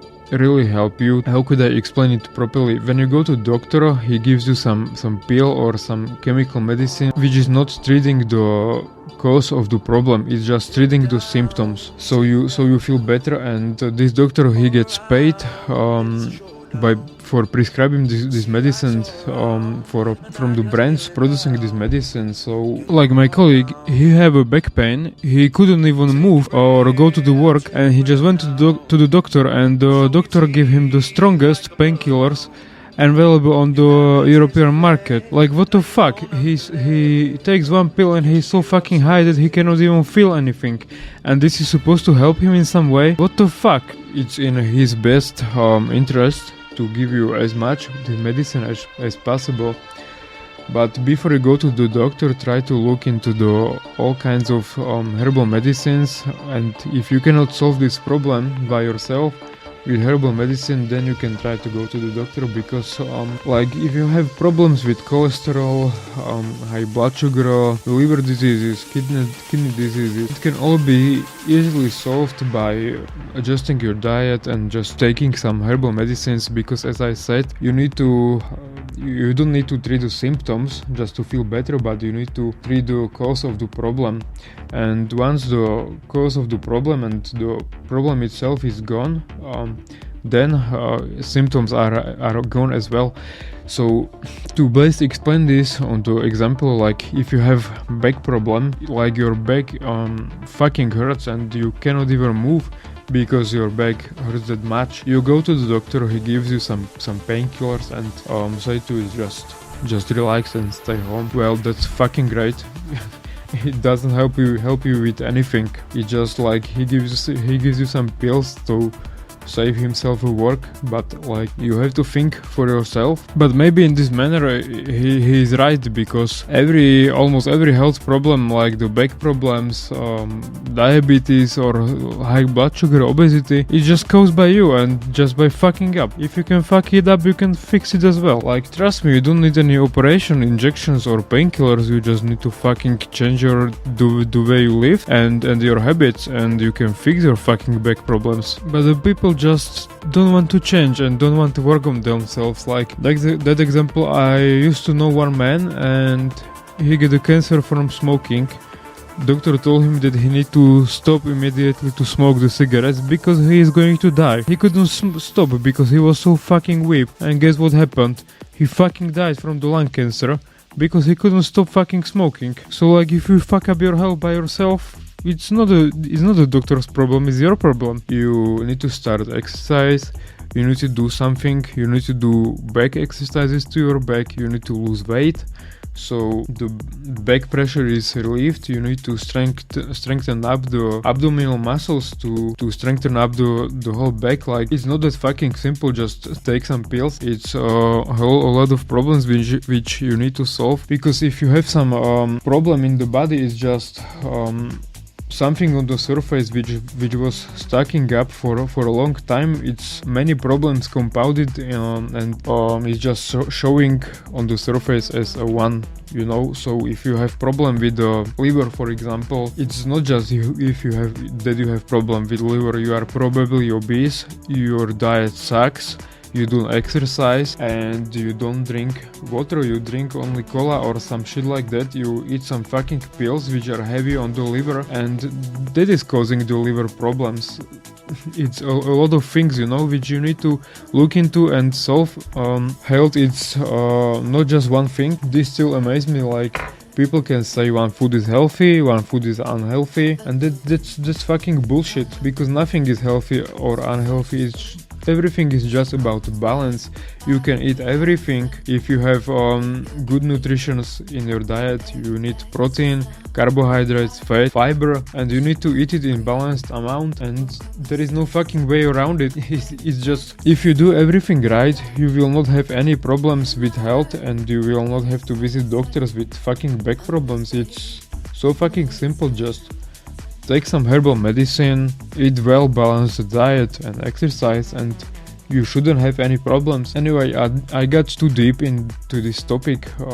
So fucking difficult to explain it in English, because English is like fucking language for primitives.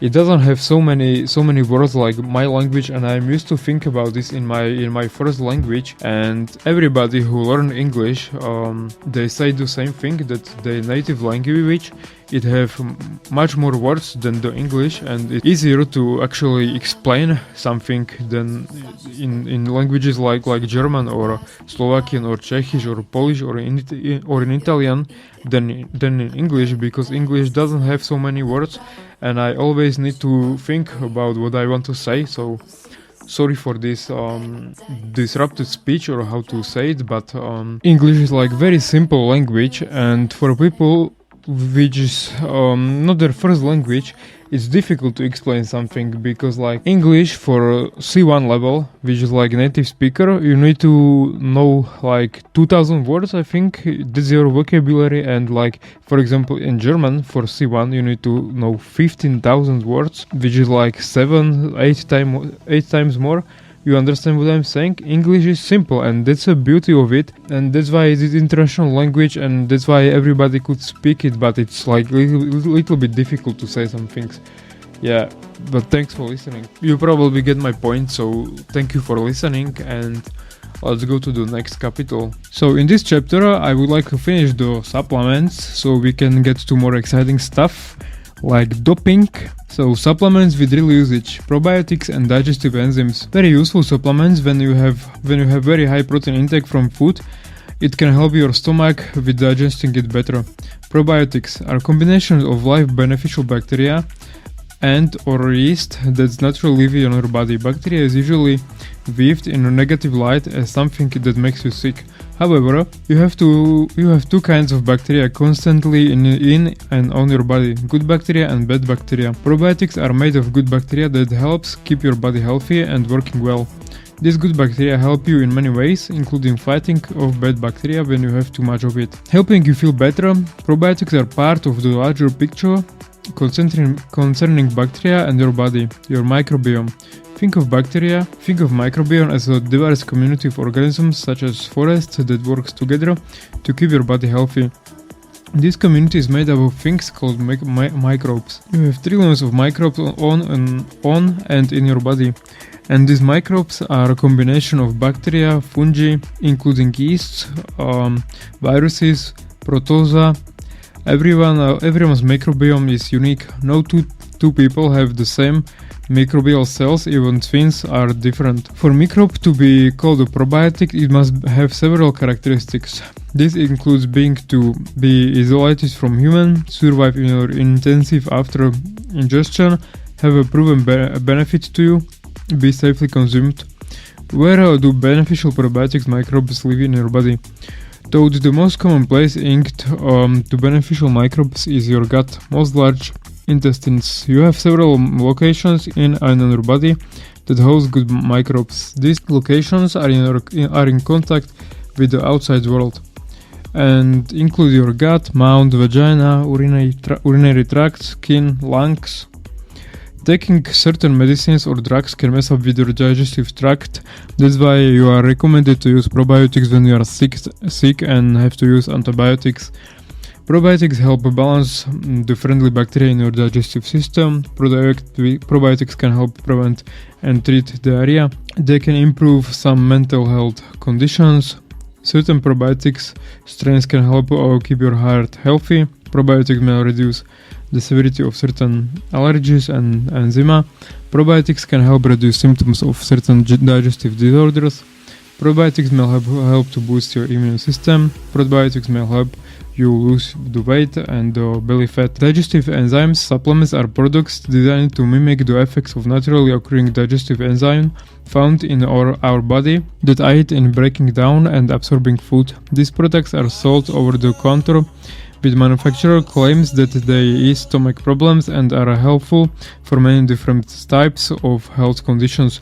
This overview will educate you as to the most common types of digestive enzymes sold as supplements and help you to decide if such supplement might be right for you. So say hello to your pancreas. You cannot have a full understanding of benefits of digestive enzyme supplements without understanding what naturally occurring digestive enzymes within the body. Take a moment to reacquaint yourself with your pancreas. Among other things, your pancreas secretes a variety of enzymes that helps to break down the fats, proteins and carbohydrates that you have digested. When the pancreas is not functioning as it should, due to the disease or injury, malabsorption of important nutrients occurs. In these cases, the use of supplement of pancreatic enzymes will be indicated. Medical researchers have also considered the use of digestive enzymes for a variety of other health conditions. Types of digestive enzyme supplements. Digestive enzyme supplements may be derived from plants, animal or fungi. Here are some of the most common types sold over the counter. Bromelain contains a variety of enzymes that derive from stamped and pulp of pineapples. Useful in the digestion of the protein, bromelain is thought to be helpful in reducing symptoms of indigestion as well as inflammation stemming from injury or infection. The helpfulness of bromelain in relieving pain caused by arthritis is also being evaluated with some mixed findings. Lipase is important for the digestion and absorption of the fat. Lipase supplements are derived from pigs, cows, plants and fungi. Lipase formulation may include other enzymes such as amylase, lactase and protease. Lipase supplements are purported to reduce symptoms of gas and bloating. Although little research has been done, certain health conditions may involve lipase deficiency and therefore supplemental lipase would appear to be helpful. In addition to those involving pancreas disease or injury, the following are some other illnesses in which lipase supplementation might be included: celiac disease, Crohn's disease, cystic fibrosis. If taken as digestive aid, it is recommended that lipase is taken 30 minutes prior to eating. Other digestive enzymes may reduce the effects of the lipase supplementation. Papain is derived from the papaya fruit. Papaya thought to be useful in the digestion of proteins and to be lesser extent fat. Although recommended as digestive aid, there is little to no research to support papain's effectiveness in this regard. Other conditions papain has been considered for, yet with minimal research support include arthritis, food allergies, injury, recoveries, and some autoimmune diseases. Papain taken as recommended is generally considered safe. High doses of papain may result in throat injury. You are likely to have allergic reaction to papain if you are allergic to to fix or kiwi. Lactase, different from the above described digestive enzyme as it is produced by the small intestine, not the pancreas. Lactase is needed for the digestion of lactose, the sugar found in dairy products. Individuals who have low levels of enzyme lactase are deemed to be lactose intolerant. If you have been diagnosed with lactose intolerance, there are certain dairy products that are lower in lactose. You may find that you are able to enjoy these products in small doses without problem.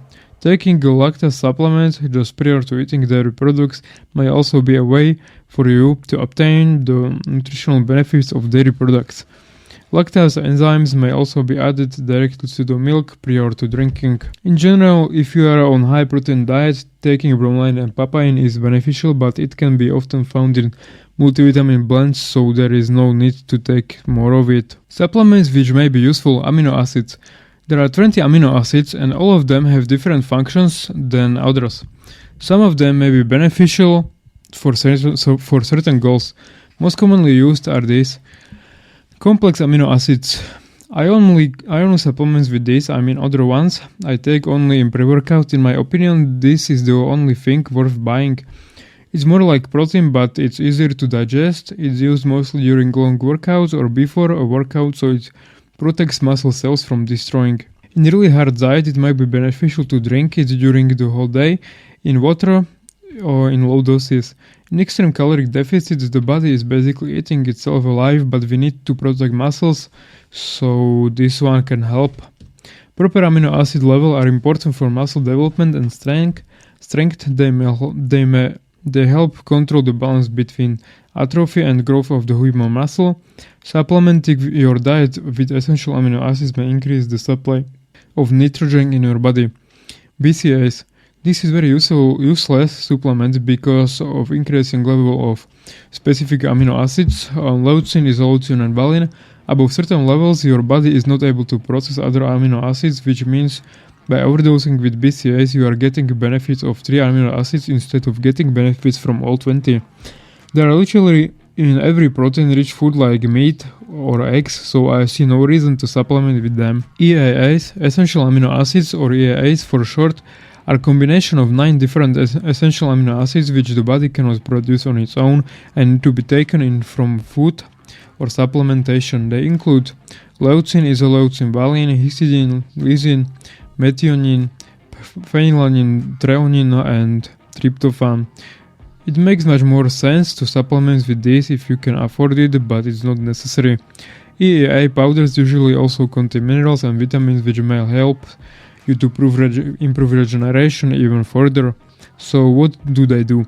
Taking EAA supplements before, during or after a workout can produce an increase in protein synthesis that may create a positive protein balance and result in muscle building or anabolic state that allows you to recover and build muscle more easily. Arginine, it can make your veins more visible once you are already very lean and go to do photo shoot or competition. It turns into nitric oxides and help the body build protein. These effects give L-arginine an array of potential benefits that range from heart health and chest pain to helping to build muscles, repair wounds, and improve male fertility. Glutamine, one of my favorite supplements which can help the body to release more growth hormone which can make your more muscles harder. But for this it's important to take it properly. Growth hormone is the opposite hormone to insulin, which means when your body releases insulin, it does not release growth hormone. In order to have high growth hormone levels, you shouldn't eat a lot of carbs. It has best usage if you drink it like 3 hours after the last food of the day, before going to sleep or before workout, when your body will produce growth hormone. Glutamine is the most abundant amino acids in our bodies. It works to support many health functions, including making proteins for muscle tissue, filling cells that protect our intestines, supporting immune system cells. Glutamine is an energy source for intestinal and immune cells. It also helps maintain the barrier between intestines and the rest of your body and aids with proper growth of intestinal cells.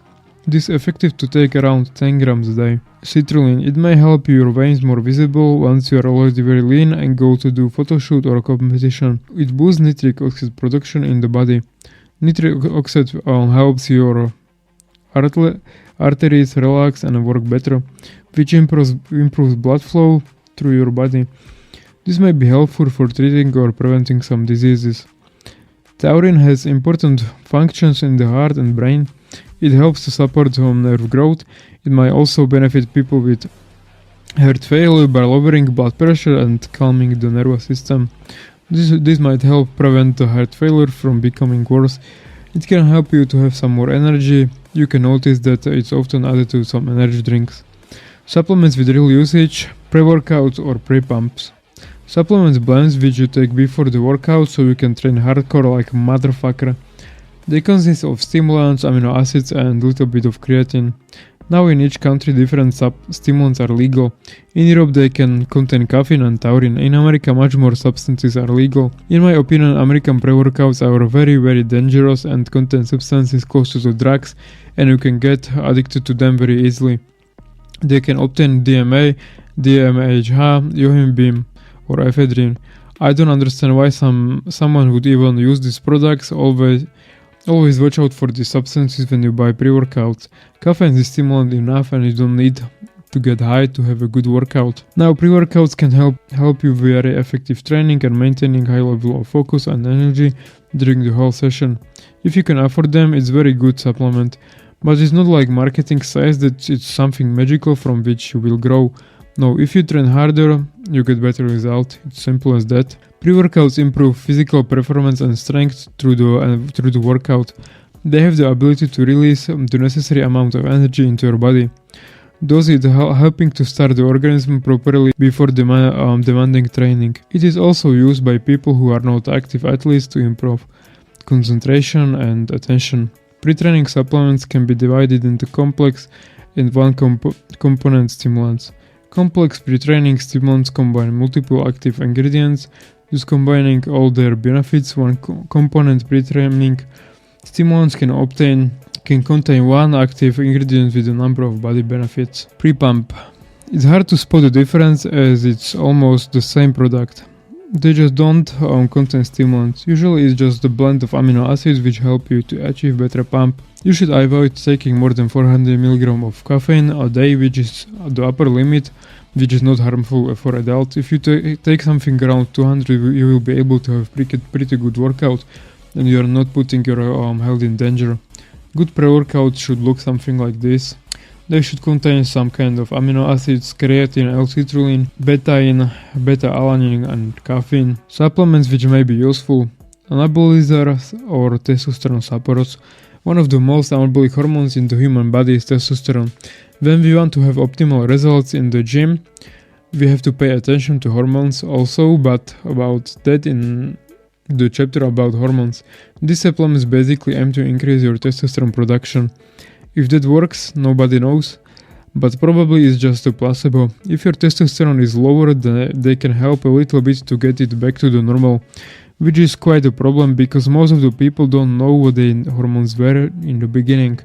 Genetics is also responsible for this. Someone just have a higher testosterone production, someone just lower. Here are some examples of the supplements. Tribulus terrestris is most widely used. Tribulus terrestris is a powerful extract from a plant called Tribulus terrestris or bindi, which has already been used by ancient healers in China, India and Mesopotamia. It was used to increase fertility and rejuvenate the body and is used until today. Even in medicine, because of this broad effect spectrum and up to 95% content saponins, active ingredient is Tribulus. It is suitable for people with explosive type of exercise to increase strength and support muscle growth. Tribulus terrestris is the perfect stimulant for physical performance, increased strength, endurance, muscle recovery, while also helping in sexual activity. Well, this is what marketing says. In reality, what it really does, or if it helps, nobody knows. But it's definitely helping your liver, kidneys and lowering blood sugar levels. Ecdysterone is very rare because I haven't tried it. Marketing says something like this: ecdysterone is an extract from Leza, a herb which is containing 90% of saponins, which is an ecdysteroid. Ecdysteroids have similar structure to androgens and are therefore popular among athletes as a steroid replacement and as supplements to improve athletic performance and muscle growth. The potential benefits of ectosterone on health and fitness have become the subject of much research. Well, feel free to try it.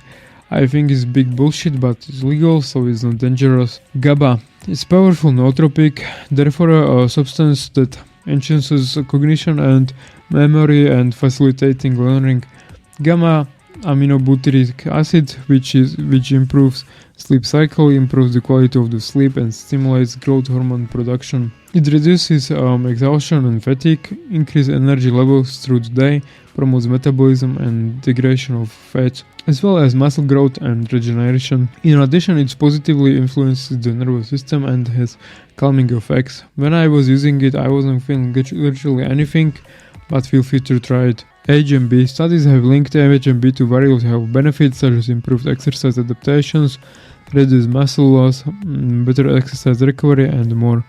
It may also increase muscle growth in untrained individuals and older people. Matcha is highly nutritious. It may increase libido in men and women. It may increase fertility in men. It may help to relieve symptoms of menopause. Matcha can improve your mood. It may boost sports performance and energy. May.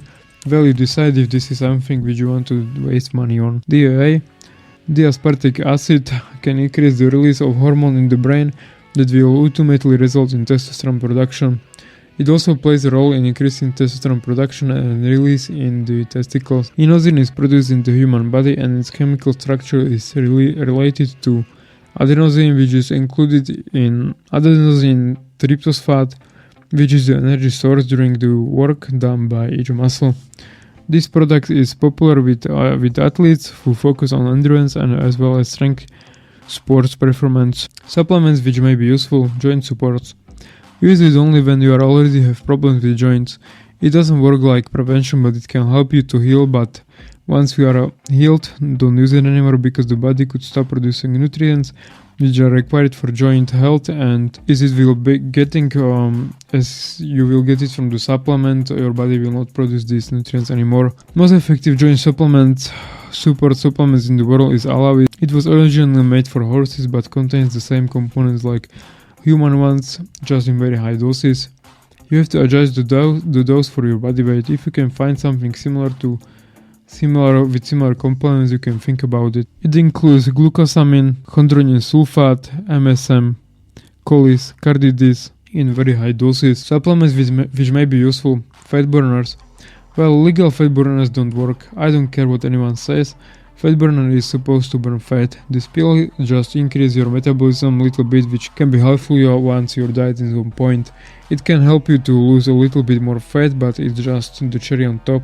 It boosts your metabolism by like 1 to 5% maximum. Main ingredient in this is caffeine. Don't take complex ones if you are already taking a pre-workout. Watch out for caffeine intake. There are CLA. CLA is naturally occurring fatty acids found in meat and dairy products. It also popular dietary supplement that is sold with claims of helping people to lose fat, maintain weight loss, retain lean muscle mass, and control type 2 diabetes, the type of diabetes that is often associated with obesity. Synephrine is probably the most effective one, but it works only in very high doses like 50 mg a day, which can be quite bad for the stomach, so don't use it for a long time. L-carnitine is sold as a fat burner, but it doesn't affect fat burning at all, but it has many other benefits. L-carnitine is important for health, for heart and brain function, muscle movement and many other body processes. Green tea and other complex ones whose main ingredients is caffeine. Supplements which may be useful. Nootropics. It's a category of products that may have a positive effect on your daily life. Nootropics are substances capable of improving brain function, mood, concentration as well as increasing alertness. In addition, they can help boost your energy and reduce fatigue. This makes them suitable for students, managers, artists and other people who need to use their cognitive functions to the maximum.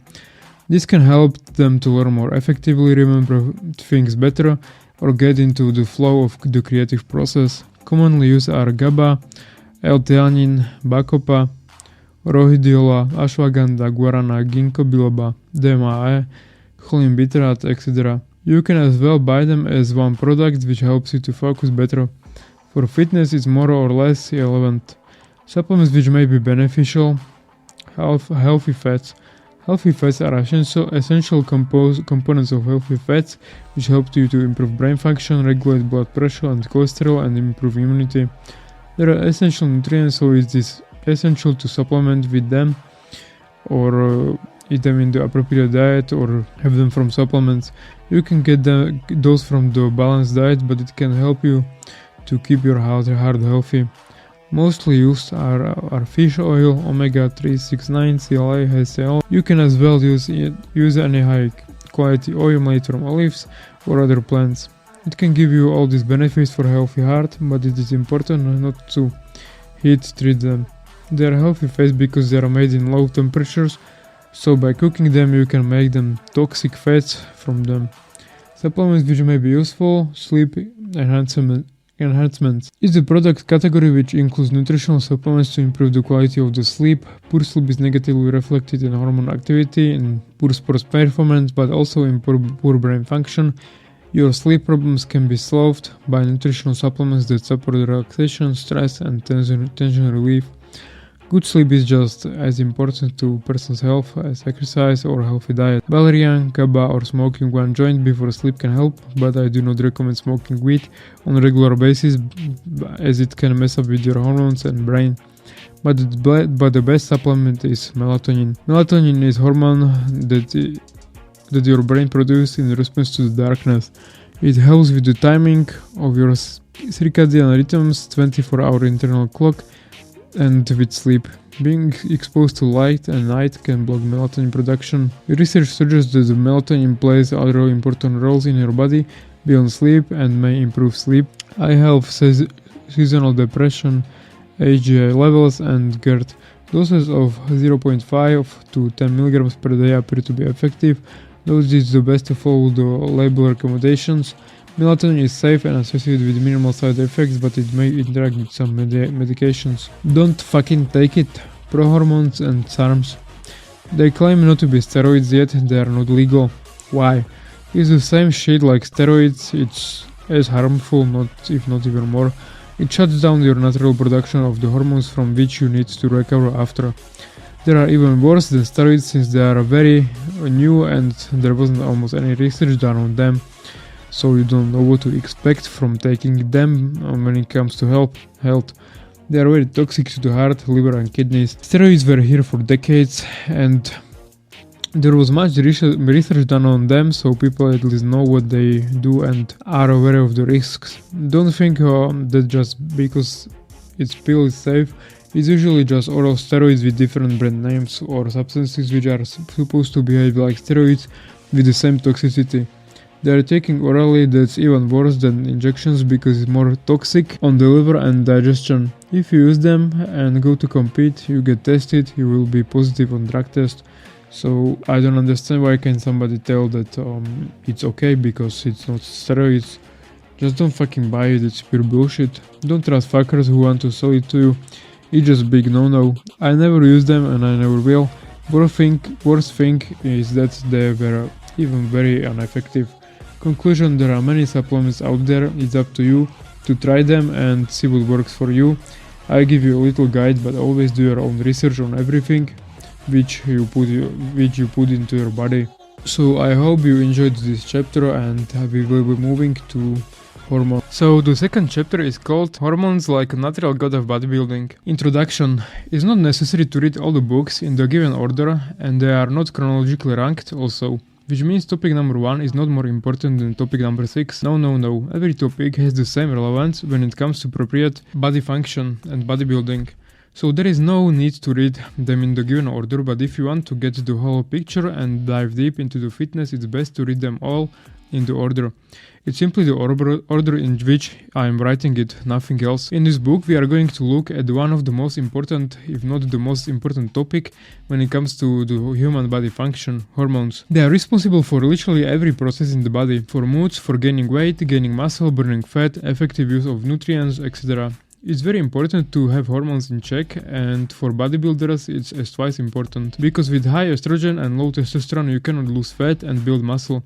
I'm not talking about chemicals, simply about hormones which your body naturally produces, how to keep you healthy, what importance they have, etc. That being said, I am not a scientist. I don't have a medical degree, so I am not able to explain this topic on a deep scientific level, but over the years I had to deal with these problems more than once. I tested myself multiple times for the hormones level and I fixed them by myself simply by adjusting my diet. I had problems with acne, like really a lot, then I was holding insane amount of water, I had gynecomastia, and all of these problems were caused by hormonal imbalance. But I managed to solve them all, so not only do I know in the theory how it should be, but also I successfully applied those principles mentioned in this book to myself and they work. Most important hormones in bodybuilding. This topic is so important, it's almost mind-blowing how many people still don't know about it and don't pay attention to it. Having hormones in check can positively affect literally every aspect of your life, not only in building muscles or losing fat. They are closely related even to your motoric, cognitive function, ability to learn, focus, or being productive. I suggest everyone gets this level tested in lab at least once a while to see where they are standing. If something is wrong, you can try apply this principle and see if it changes for the better after another health check. If not, try to consult it with your doctor. Muscle growth and fat loss, two key prerequisites to showcasing your stage-ready beach-worthy body, are in many respects contingent upon the optimization of big to bodybuilding hormones, growth hormone and testosterone. Critical as they may have been to dialing down body fat and building muscle, as regulatory biochemicals produced by endocrine glands are transported by the circulatory system to target organs to coordinate our physiology and the behavior of our cells. Hormones control much of what makes us human, from attraction to appetite to how nervous we feel when confronted with high-risk activity like squatting. Our hormones guide the choices we make and how our personality unfolds. Anabolic versus catabolic hormones. Before we look into individual hormones themselves, it's essential to recognize there are two distinct forms of the hormones: anabolic and catabolic. Anabolic hormones metabolize small and simple molecules into much larger and more interactive forms. This leads to the building of organs and tissues. High level of anabolic hormones are essential for bodybuilder as they are driving force behind both bone and muscle growth. Catabolic hormones have the opposite effect. They break down complex molecules such as tissues into smaller units such as fatty acids, monosaccharides and sugars. Usually the body oxidizes them to release energy. While you could view these catabolic hormones as the enemy of the bodybuilder, since they can prevent or inhibit muscle growth, your body still requires them in limited concentrations for normal metabolic functions.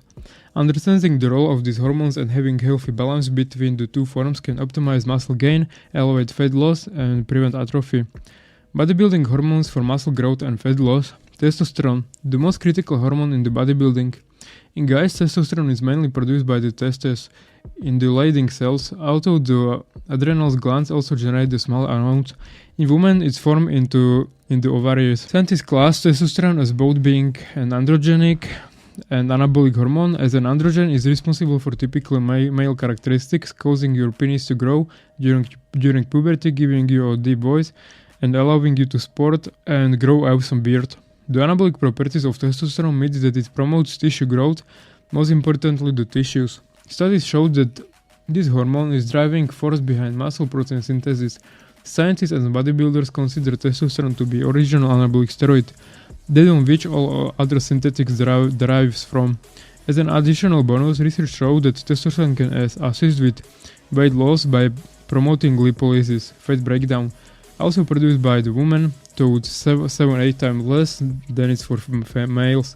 Testosterone is one hormone that must be kept elevated in high quantity as possible to ensure constant results. Rather than turning into the potentially harmful scientifically derived anabolic steroids, testosterone may be boosted by resting more between workouts and maintaining a some demure at all times, periodically training with heavy weights for lower reps, 6 to 8, emphasizing resistance training and using cardio only sporadically.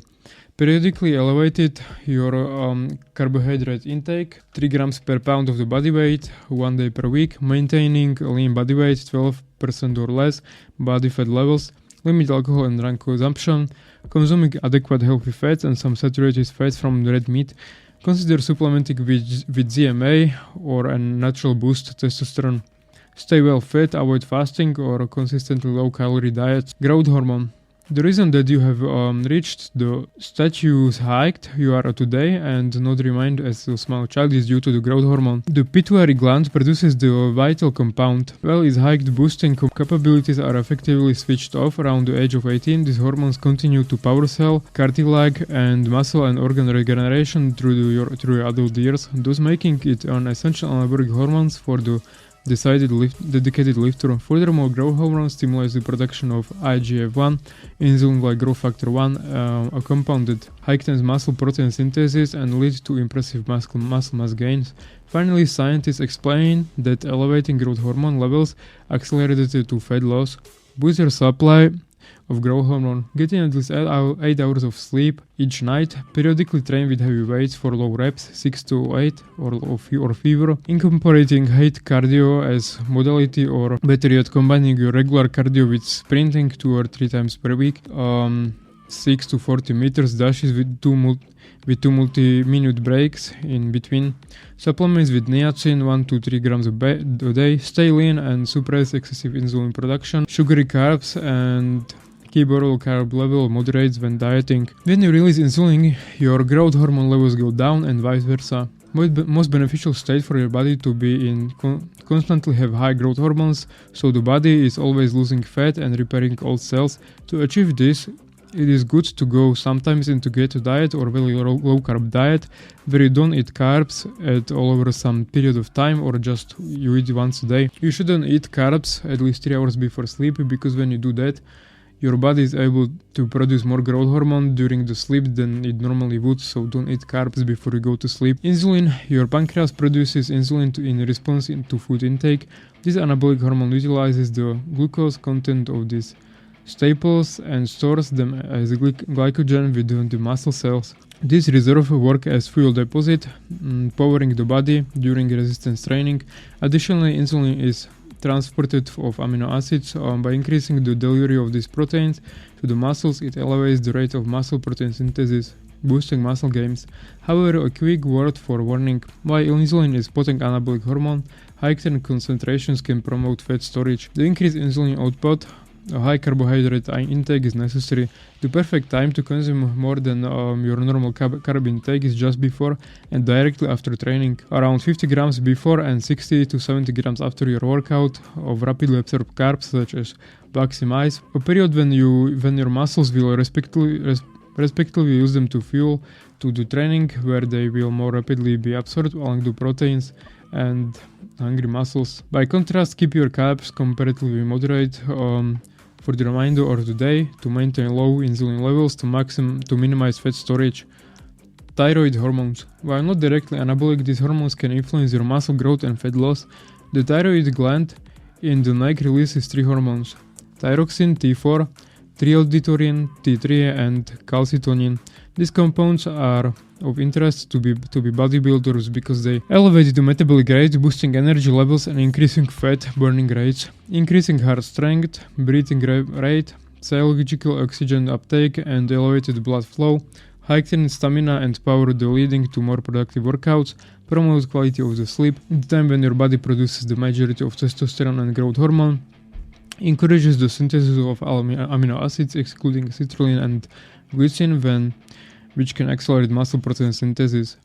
To improve thyroid function and to offset a reduction in thyroid hormone due to the contest dieting, do the following: eat foods rich in iodine, a substance which is necessary for the production of the thyroid hormone, such as eggs, cow's milk, salted fish, seaweed, and shellfish. Incorporate period cheat days to prevent your body from adjusting to constant low-calorie eating and to trick the thyroid into upregulating so as to boost your metabolic rate. Up the calories once every 8 to 9 days, on this day. On this day, 3 carbohydrates gram per pound of the body weight may be eaten, and an additional 15 to 20 grams of fat may be consumed. This hormone is basically the speed of your metabolism, and I'm sure you have seen someone very skinny who eats really a lot. That's probably because he have overthyroid production, or on the opposite side, you surely see a person who barely eats and yet struggles to lose weight. While his production could be very low, in this case it's best to ask the doctor for prescription for T3 and T4 hormones. This is what usually fat people take after being fat for such a long time that they almost shut down their metabolism and are almost unable to produce any of these hormones.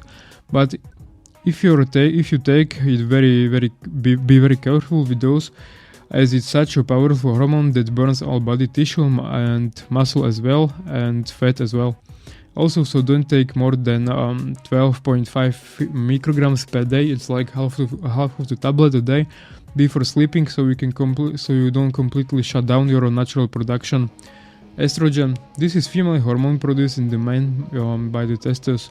It's actually anabolic, despite what some guys down in the gyms will tell you.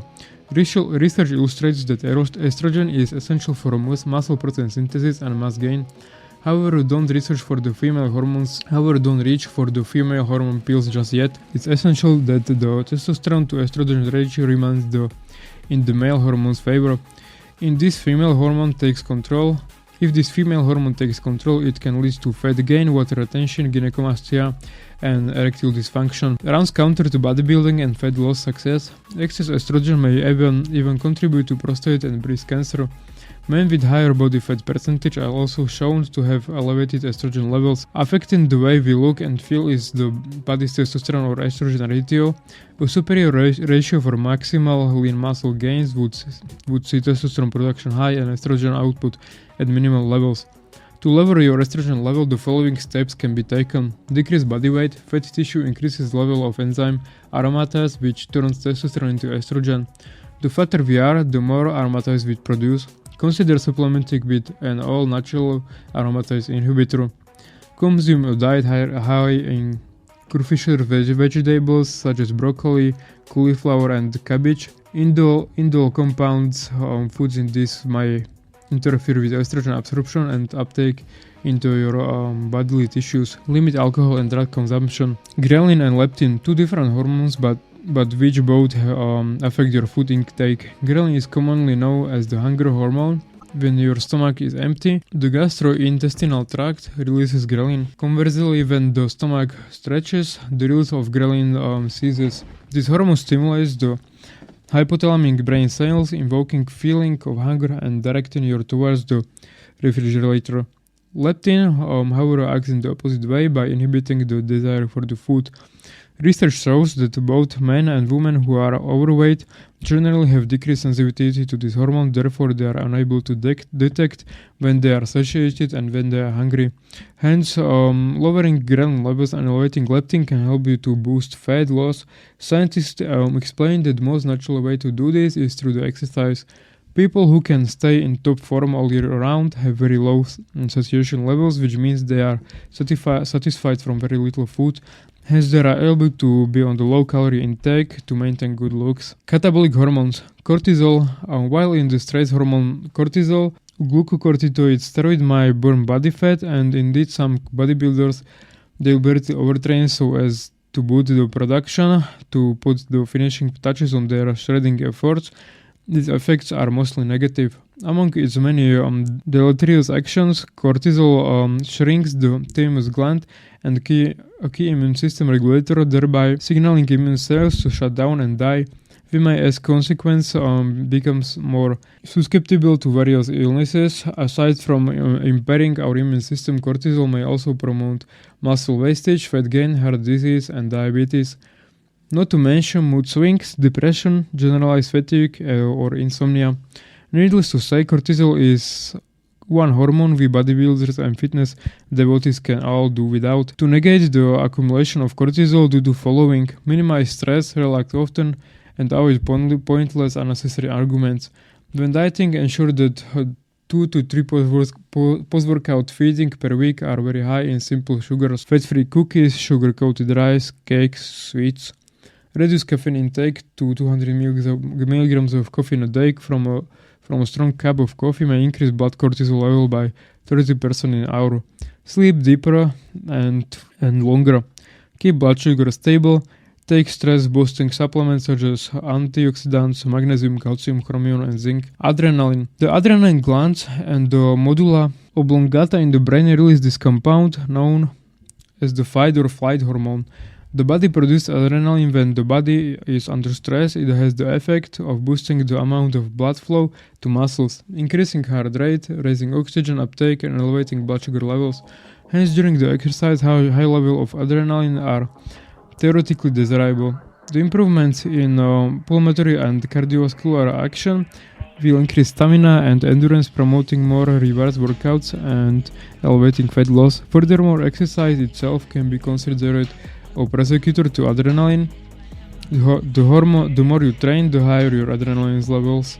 However, it's not all good news. Adrenaline is essentially catabolic in the research for plentiful and rapid energy sources to help you either fight or run away. This hormone breaks down both glucose and energy storage in the muscles, thus depriving them of the building blocks for muscle gains. Glucagon. This hormone secretes to the pancreas, stimulates production of glucose in the liver when current blood sugar levels are too low.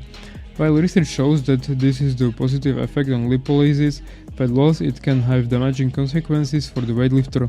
It inhibits protein synthesis, negating the hard work put in during resistance training sessions and preventing size increases. Melatonin. Several hormones help to control your sleep-wake cycles or your circadian rhythm. One of them is melatonin. Sunlight prevents the production of melatonin, which is secreted by your pineal gland. As it gets dark at night, your body makes more melatonin and you sleep deeper. Your computer, cell phone and TV all reduce the amount of melatonin you produce, so either use blue blocking glasses at night or don't use these devices for 1 or 2 hours before bedtime. Progesterone is not that important hormone to deal with, but if you are interested and want to know more, there is an article which is really explanatory. You can find this article at the gym webpage. How do testosterone and progesterone affect weight loss and muscle growth? Conclusion and all other hormones in human body. Most important is to pay attention to healthy levels of those which I mentioned above. They are very important when it comes to bodybuilding. As I said, I am not a doctor, so I don't know the function of every single hormone in the body. Not even doctors know it. It is a very complex topic.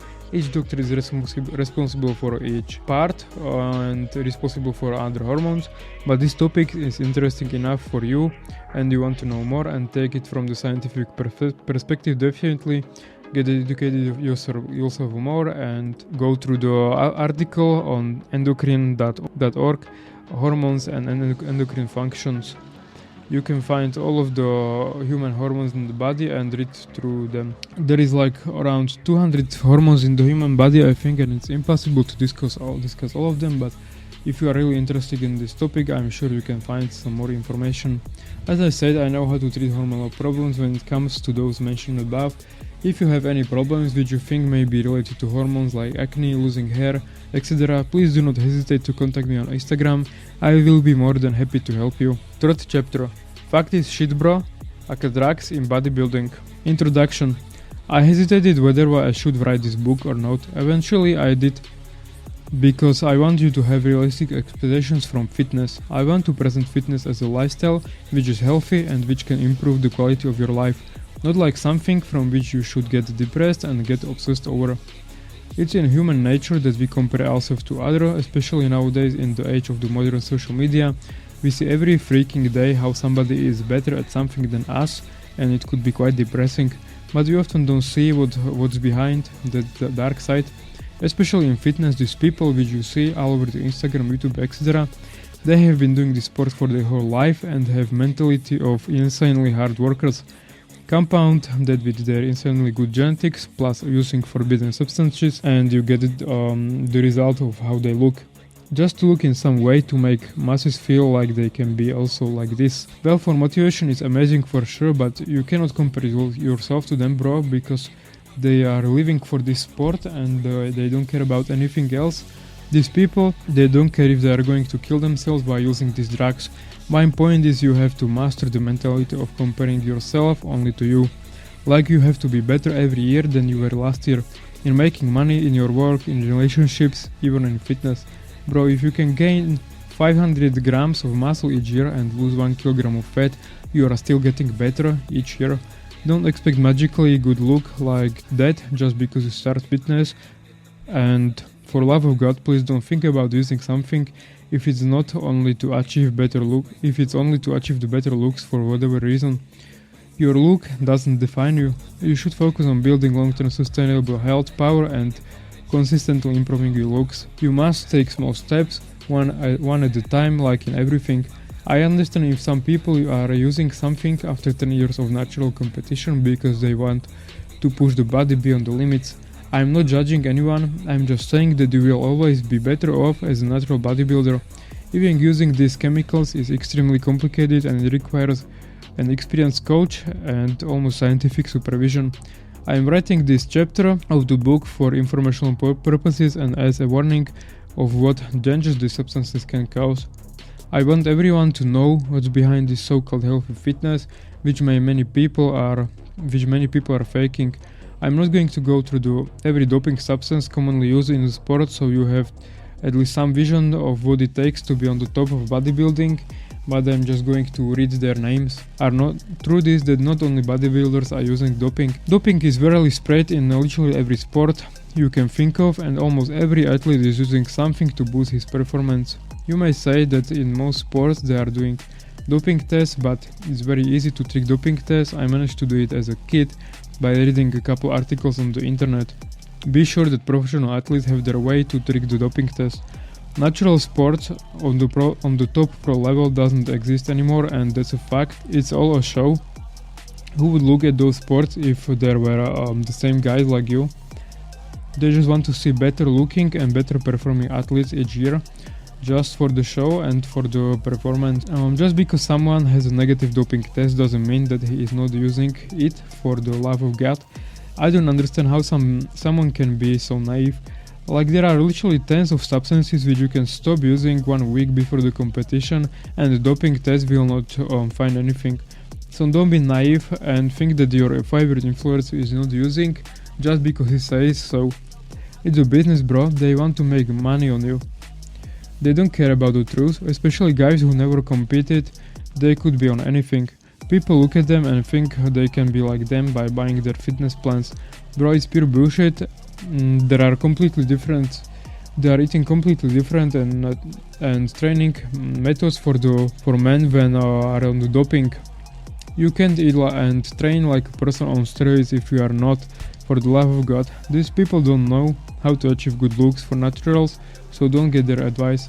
Now there are sports now in most sports they are using very little drugs and very few substances, and then there is bodybuilding where people use everything which is possible in doses which could kill a horse because they don't care, bro.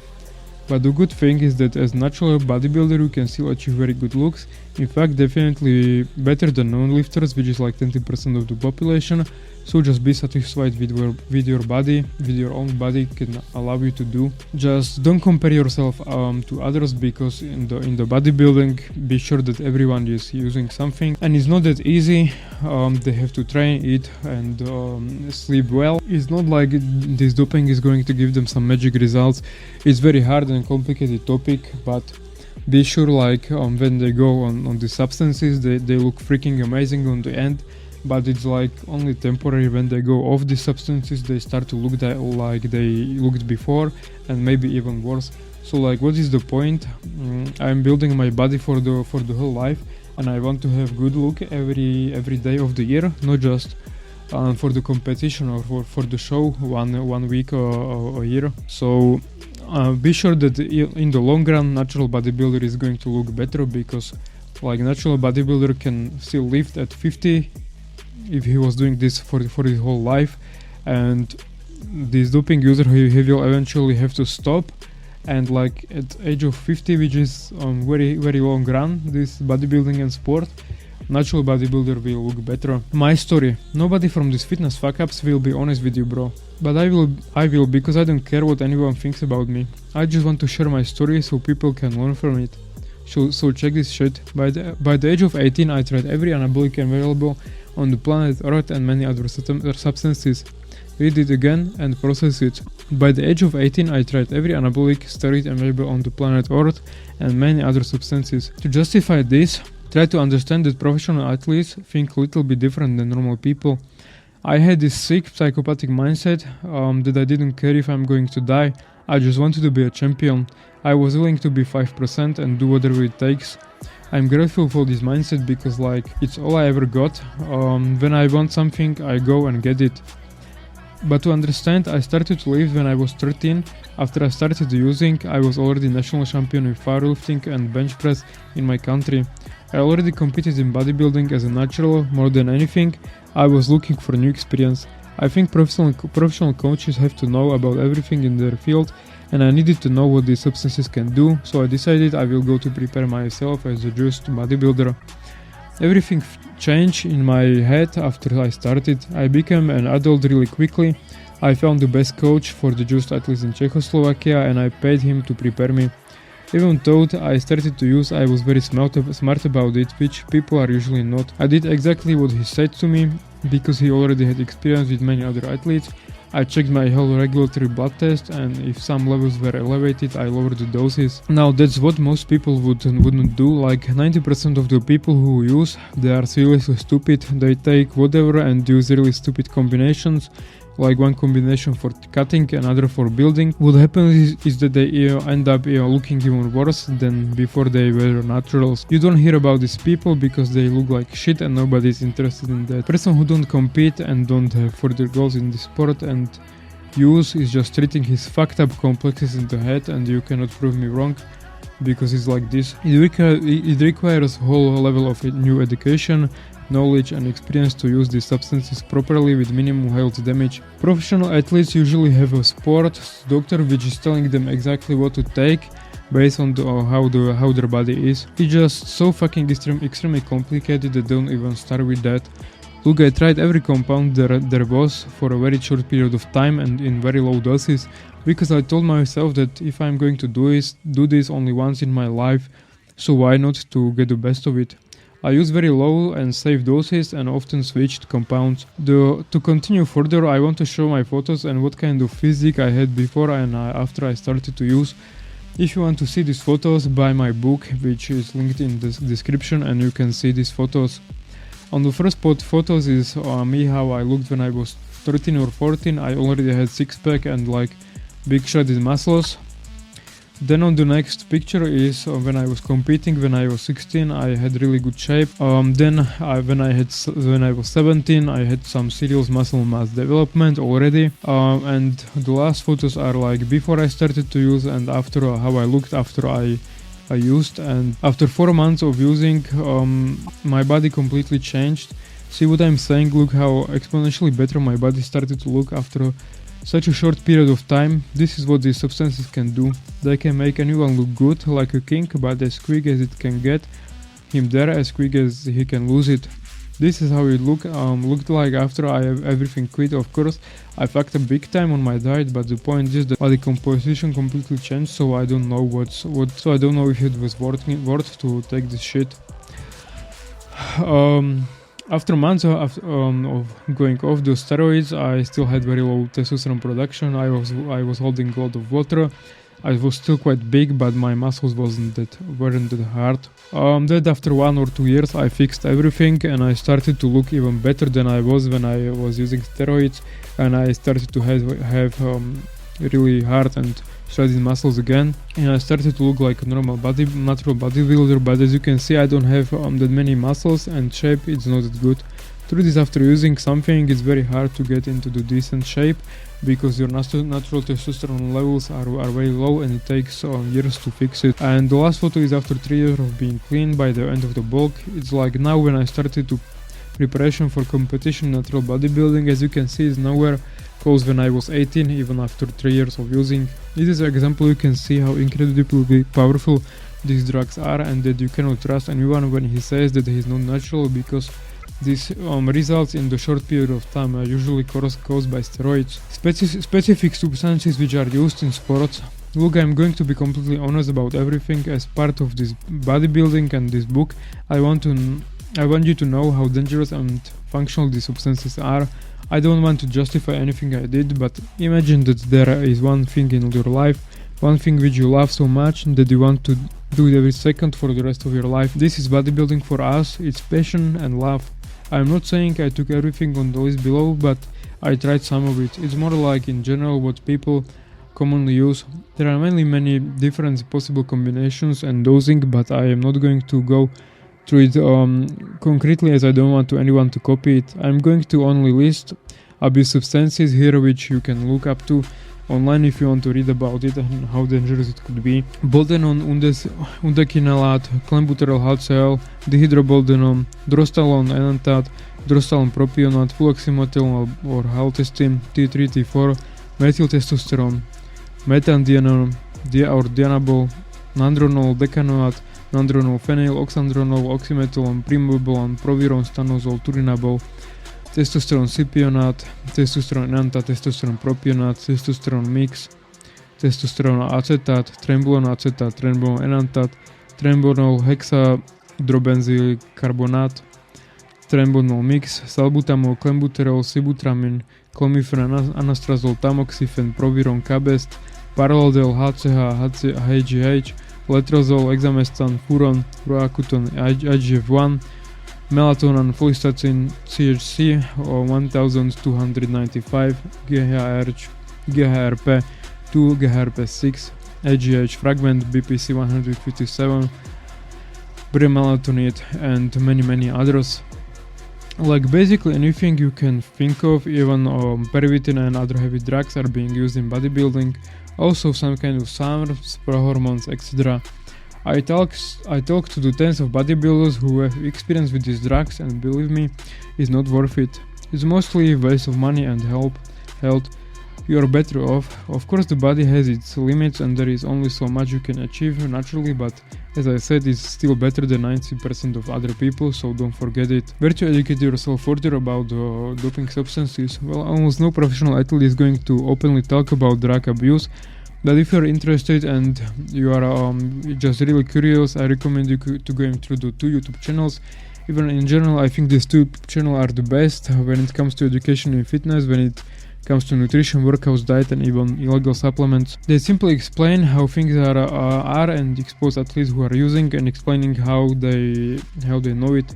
These bodybuilders are extremely smart. For example, first one is Greg Doucette, which was competing for 35 years and he's still here and healthy, so just go through the channels. They offer some really good information. First one is Greg Doucette, and second one is more plays, more dates. So this was about it, about the doping. I hope you understand how dangerous the substances are and how chemical are they, and you will never use it. 4th chapter. Eat like your life depends on it. This book has the name Eat Like Your Life Depends on It. Well, because it actually does. It's the most important thing, literally, in anyone's life, athlete or not. Healthy, functional and good-looking body is only a reflection of eating habits. On the other hand, when body of the person is completely fucked up, it's because of bad eating habits performed over a long period of time. I don't even know where to start, because bad eating can fuck up literally everything. Mostly it leads to development of chronic diseases, irreversible damage of inner organs, etc. Stuff what you put inside your body reflects everywhere. On the hair, on the skin, your nails, in your eyes, in the body fat storage, on your muscle storage. But most importantly, on the inner organs. Rather than a specific way of dieting, I'm going to try to form up your mindset when it comes to eating and the whole lifestyle. Any drugs, alcohol, smoking, junk food, sugar will have an impact on your body sooner or later. There are ways to enjoy good food or have fun. You just need to be smart about it and have developed some eating system at least. Because when you are just eating whatever you want, you can expect to look like shit and feel like shit. Dieting and fixing eating habits is the most powerful weapon when it comes to fixing or changing how the body looks. If you understand eating principles, you are going to be able to think for yourself without following some stupid macro tracking app or some fucked up meal plan from some fucker. All you need is a little bit of knowledge and using your brain. I'm going to provide you basic knowledge about eating and different variants of diets. As it's impossible to cover all topics of eating in one book for one person, I'm going to try to develop the way of critical thinking in you, so you can see what is good for you and what's not. Then you can educate yourself further each and every day by watching videos on YouTube from professional athletes, reading the books, listening to podcasts, or simply trying diets on yourself. What absolutely crucial is for you to know when someone is saying some total bullshit, to see it and not follow it. Like these fucked up coaches in the gym, they are going to write you a meal plan where you have to eat 5 same meals every day and you are supposed to what? Live like a fucking monk and count every gram of rice every day? No man. In fact, dieting is very simple, it just requires using little bit of brain. On the pictures on the book you can see how I look without any diet, and I think it's quite good because I eat whatever I want, when I want, and I still maintain around 12% of body fat all year around. Right now I look something like this. This is without being on any diet or even trying to look good. I'm eating extreme amounts of calories and food every day and exercise 2 to 3 times a week. I'm perfectly healthy, I keep a normal body fat percentage to ensure optimal hormonal production. As natural bodybuilder, it's very important. Being on this diet doesn't cost me any time or effort. I don't do bulks or cuts. I'm not professional bodybuilder who is on dozens of different substances and is totally obsessed by his look. I am a normal guy, working, living his life and having fun. I will live long quality healthy life by maintaining good eating habits, and all this is achievable by just having simple system in your dieting. I always say this, but in everything in life you must have system, bro, and be consistent with it. Because if one part of your life is not in check, everything else is going to shit. I know this because I suffered from many eating disorders like bulimia, anorexia, etc. And I wasn't able to focus on anything else. Simply develop a maintaining system and habits which you like and can be consistent at it and stick to it for the rest of your life. Don't get fat or skinny by cutting and bulking. Simply be in the shape so you can slowly build muscles and improve your physique over the years. This is an extremely complex topic. Don't listen to anybody. Simply find a way of eating what works for you. We do not do fitness to make our life miserable by dieting right. We want to look good and maintain good shape without restrictions in life. Problem is that most of the people do not know how to eat effectively to give the body proper balanced micro and macronutrients in every meal. I can teach you how to get in shape or how to eat if you want to maximize muscle growth and then maintain these eating habits so it can become your healthy lifestyle. Before I discovered this secret proper diet, I really went through a lot of shit. I started to have my first eating disorders when I was very young, where I over-exercised and refused to eat that developed anorexia. That's because of bodybuilding. I developed binge eating, bulimia, avoidant restrictive food intake disorder. I was eating cotton wool to make myself feel full. It may sound funny, but at the time it wasn't. As I said many times, I have been doing sports and diets my whole life, and people, well, they push themselves a little bit too much, sometimes, and including me. This photo included in this book is from my early stages of anorexia, where I was so hungry without energy that all the time I couldn't even get out of the bed. At night I couldn't sleep because I was so hungry, as you can see on the pillows under my eyes. These things are so real and very dangerous, and it's important to spot signs early on so it can be treated properly. No look is worth of killing yourself. That's why I developed the diet, which I am about to explain to you in this book. I managed to beat all these demons and learn for you, so you do not have to go through the same shit like I did. And really avoid all these stupid mistakes. I was coached by best coaches in my country, which later became world-class bodybuilders, and trust me, nobody knows more about how human body works than bodybuilders, because they get to experience all the effects of changing diets on their own skin. I tried every possible diet which can change my body looks, and I can help you to choose the right one for you. Knowing how to eat, what to eat and when to eat is probably one of the most useful skills which you can acquire in life. It can prevent diseases or even treat them. But from a fitness point of view, diet should be enjoyable, sustainable and effective, so you can reach quickly towards your goals and look like a fucking god. Explaining functions, macronutrients and high quality food. Micronutrients I have covered in the first book. I mean vitamins and minerals. Of course you should try to get them from the food, but if you just take multivitamin every day, you are basically good. Now macronutrients are something different, each having a different role in the body. But it's also not rocket science as many people on social media claim. Dieting is very simple in fact, it's just about will and discipline.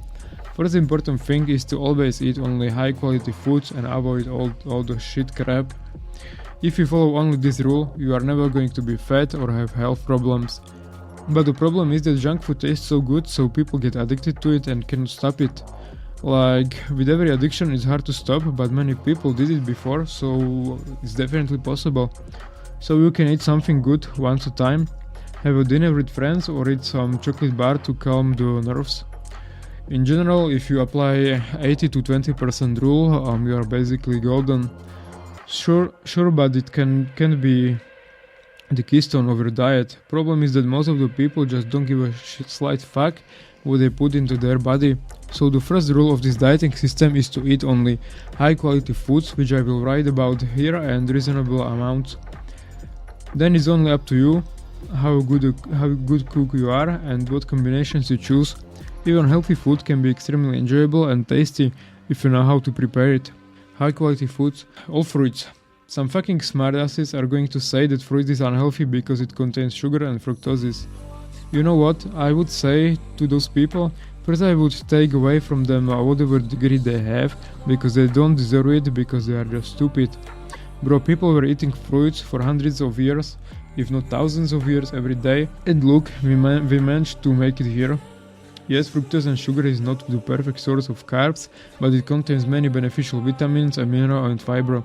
It tastes amazing and it's low in calories, but like in everything, don't be stupid, don't overdo it. Overeating with fruits can be harmful. Don't go on fruitarian diet like Steve Jobs. Bro, just use your fucking brain and don't be extremist. Eat 1 to 3 pieces every day and you are fine.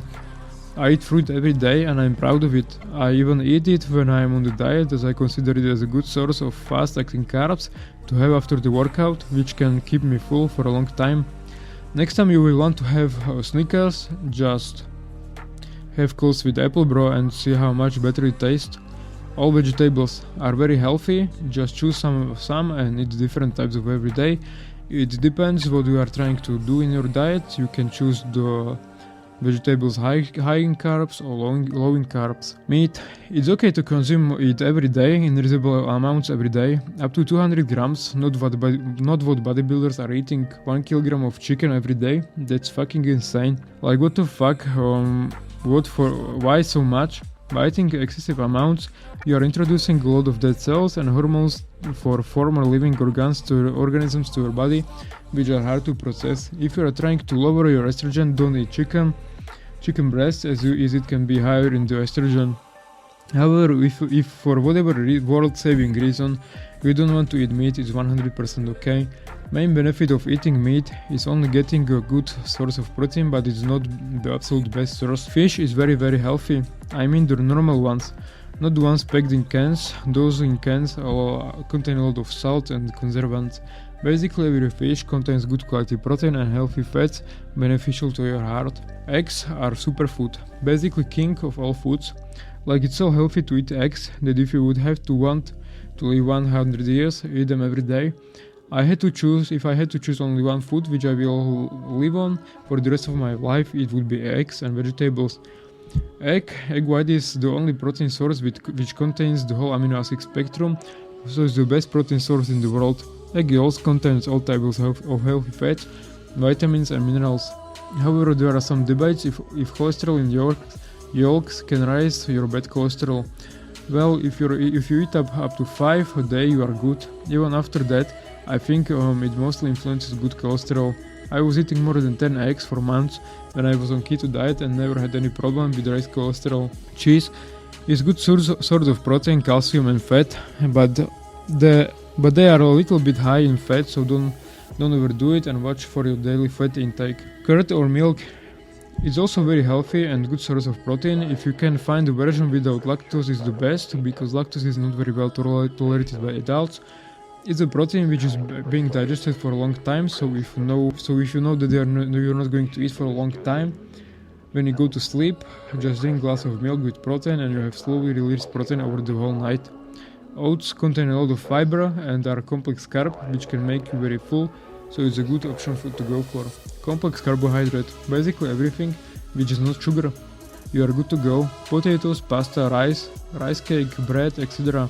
Nuts and oils are very good source of fat, even nuts, butters, but the moment you cook it, it loses all benefits. Yep, and that's basically it. This is what healthy people eat. You can play with different combinations of species, dressings, etc.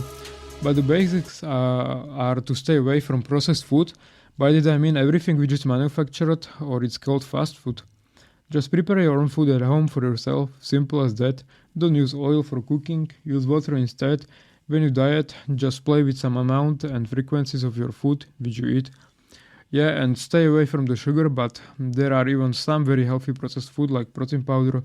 Just check the label and see what it contains. Be smart and not dumb. Some people complain that they don't have time to cook, but if you want to prepare the food for the whole day, it takes like 30 minutes. So I think everyone have a 30 minutes of free time in their day. So it's not that difficult. Macronutrients. To understand how you should put those food sources together, you must understand what function different macronutrients have in the body. Carbohydrates contain 4 calories per gram, proteins contain 4 calories per gram, fats contain 9 calories per gram. This is roughly double the amount food in the other 2 macros. Along with energy, all of these macronutrients have specific roles in your body that allow you to function properly. All carbohydrates are eventually broken down into glucose, which is the main energy source for your body. In fact, specific organs such as your brain need glucose in order to function properly. Your body can make glucose out of necessity from proteins using glucogenesis. Beyond being your main energy source, there are carbohydrates that help synthesize specific amino acids, protein building blocks, and allow for consistent bowel movements. Fiber is type of carbohydrate that cannot be broken down by your GL tract. Therefore, this nutrient does not give you the energy, but it does help you get rid of the body waste and keep your intestinal tract healthy. Carbohydrates are not all created equally.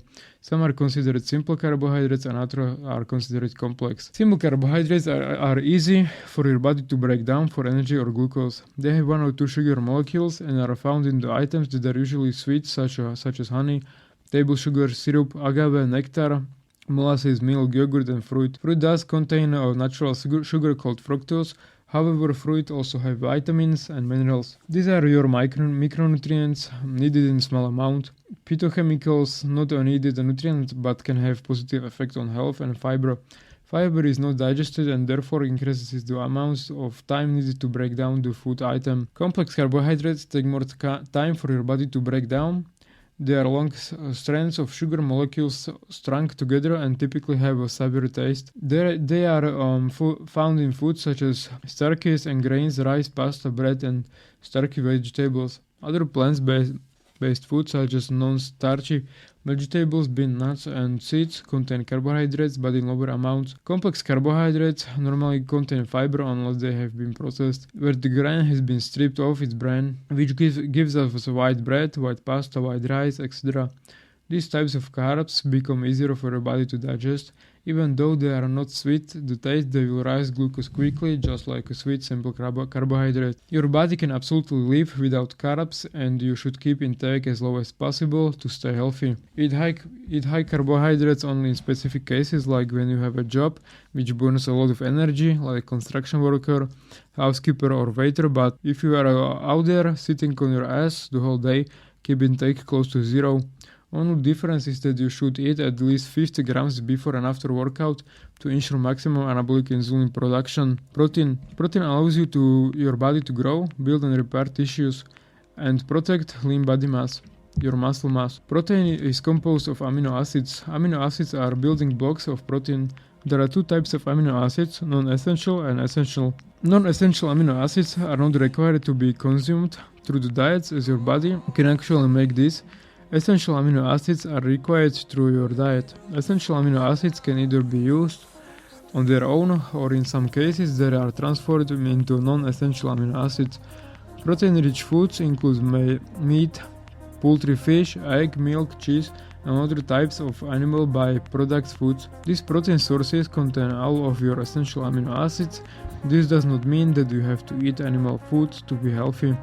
You can get the proper amino acids from eating and variety of plant proteins such as beans, lentils, nuts, seeds and soy, as well as the lower amounts in grains, vegetables and fruits. You need protein to stay alive, to stay healthy. It's the only thing which you can never take away from your diet.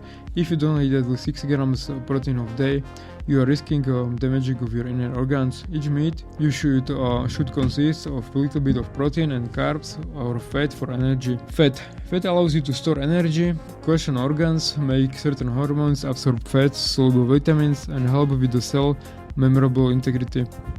There are 3 types of fat: trans fat, saturated fat, and unsaturated fat. Trans fat should be cut out of the diet. Most trans fat comes from hydrogenating or adding hydrogen molecule to unsaturated fat.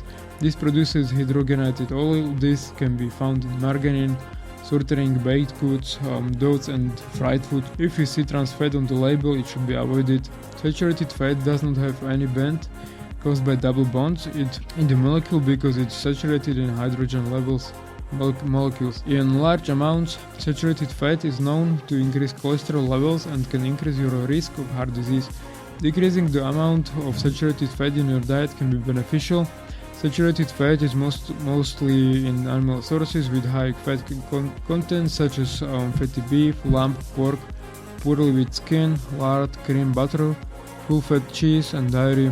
The American Heart Association recommends 5 to 6% of your daily calories come from saturated fat, meaning if your calories needs are 2000 per day, only 120 calories should come from saturated fat. Unsaturated fat has at least one double bond causing bends in the molecule. These are harder to stack and therefore are usually found in liquid state at room temperature. The number of double bonds allow for the naming of unsaturated fats.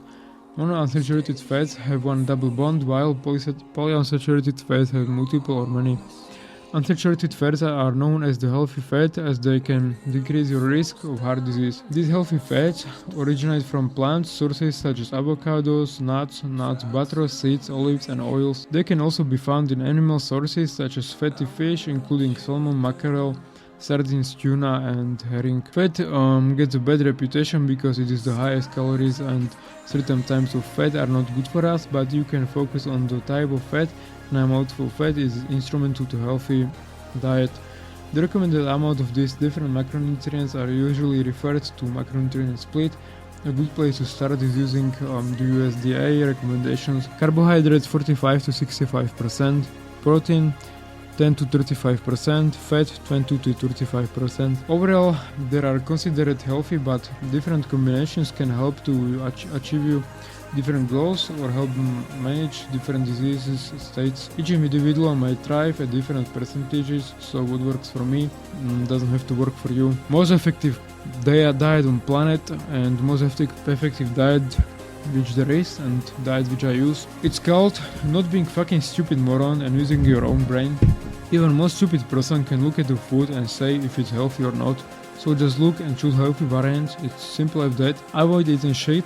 Now there are principles which I developed over the years of trying different types of diets for excessive amount of time.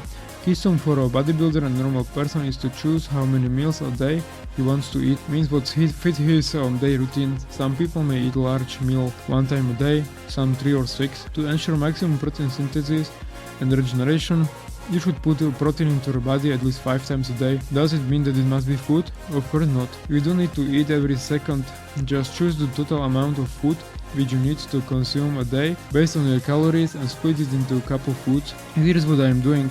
I have extreme caloric expenditure. I work physically 6 to 7 days a week, where I do over 30,000 steps every day. Then I go to the gym, and if I feel like it, I hit some cardio. I'm basically on my feet 12 hours every day a week, and maybe this level of pressure which I'm putting on my body, I'm fine with eating 3 meals a day. I have breakfast, lunch and dinner. Over this I drink 2 small protein shakes or amino acids. I don't even eat more, so my insulin levels through the day are nice and steady. I'm never hungry and regenerate very well. Most people are going to be best off with eating just 2 meals a day and having 2-3 protein spikes. By that I mean they should have 3 meals which consist of protein, little bit of carbs and fat, Then if they want to maximize performance, they can eat only protein source like chicken breast with vegetable, etc. See, the system is very simple. You have to eat not to taste good, not to have good taste in your mouth or gain weight, but to stay alive and healthy and regenerate good. You don't eat for pleasure, but you eat for purpose, and don't challenge long-term goal for short-term pleasure. I don't eat to look in some way. I eat to be healthy and to give good performance in my job and to regenerate well. You don't need to eat a lot to maximize muscle building. You just need 2 or 3 grams of protein per kilogram of body weight, and that's it. If you always eat healthy, you are not going to be fat and there will be no need to diet down. You don't need to eat like an elephant to gain muscle. It's not going to help anything. Process of gaining muscle takes years of consistently high protein diet and good workouts. You cannot make it anyhow faster by doing some crazy bulks. Each body is different and has its limits, especially in natural bodybuilding. I, as natural bodybuilder, I am happy if I gain 0.5 kilograms of muscles every year. It's very slow process, just try shit and see what's best for you. How to gain or lose weight, like a bulk or cut. It's basically thermodynamics, just counts what your energy expenditure is. If you want to lose, eat less. If not, eat more than that. Each diet works the same, it's just different methods. Different stories when you are doing bodybuilding preparation. It's just difficult to get your body to look all hard, dry and shredded. If you cannot count how much calories are you eating in your head, just use some micronutrient tracking apps. First type of diet is IFIM, or if it fit your macros. It's a type of flexible dieting that helps people lose weight without feeling overly restricted rather than focusing on calories. IFIM tracks macronutrients instead, namely protein, fat and carbohydrate. This allows for much flexibility since all foods can be enjoyed as long as they fit into your macros for the day. Here are the basic principles of IFIM, details on how to follow it and the pros and cons of this approach. What is IFIM? The IFIM diet was originally designed by fitness enthusiast Anthony Kolova after he became frustrated with traditional dieting recommendations. IFIM is a new spin on dieting that focuses on macronutrients rather than calories. Macronutrients or macros are 4 types of food molecules in the body which can break down for energy. 3 types of macronutrients tracked in IFIM are protein, carbohydrates and fat. Alcohol is 4th macronutrient containing 7 calories per gram, but is not included in the IFIM diet. Following the IFIM diet is pretty simple and only requires a few steps. Calculating your macros. Calculations are used to determine how many grams of protein, carbs and fat you need to eat every day in order to meet your weight loss goals. Meeting your macros. Once you know your macros, you just need to stay with them each day. Food intake is tracked and just adjusted as needed. Since all foods are allowed, many people consider this diet a welcome change from strict calorie counting or eliminating entire food groups. IFIM is typically used for people who want to lose weight, but can be modified to those who want to gain weight as well. Summary: the IFIM diet involves calculating the amount of protein, fat and carbs to be eaten each day in order to meet your weight loss. Food choices are tracked down and adjusted as needed in order to stay with these macros. How to calculate your macros. The first step in getting started in the IFIM diet is to calculate your macros.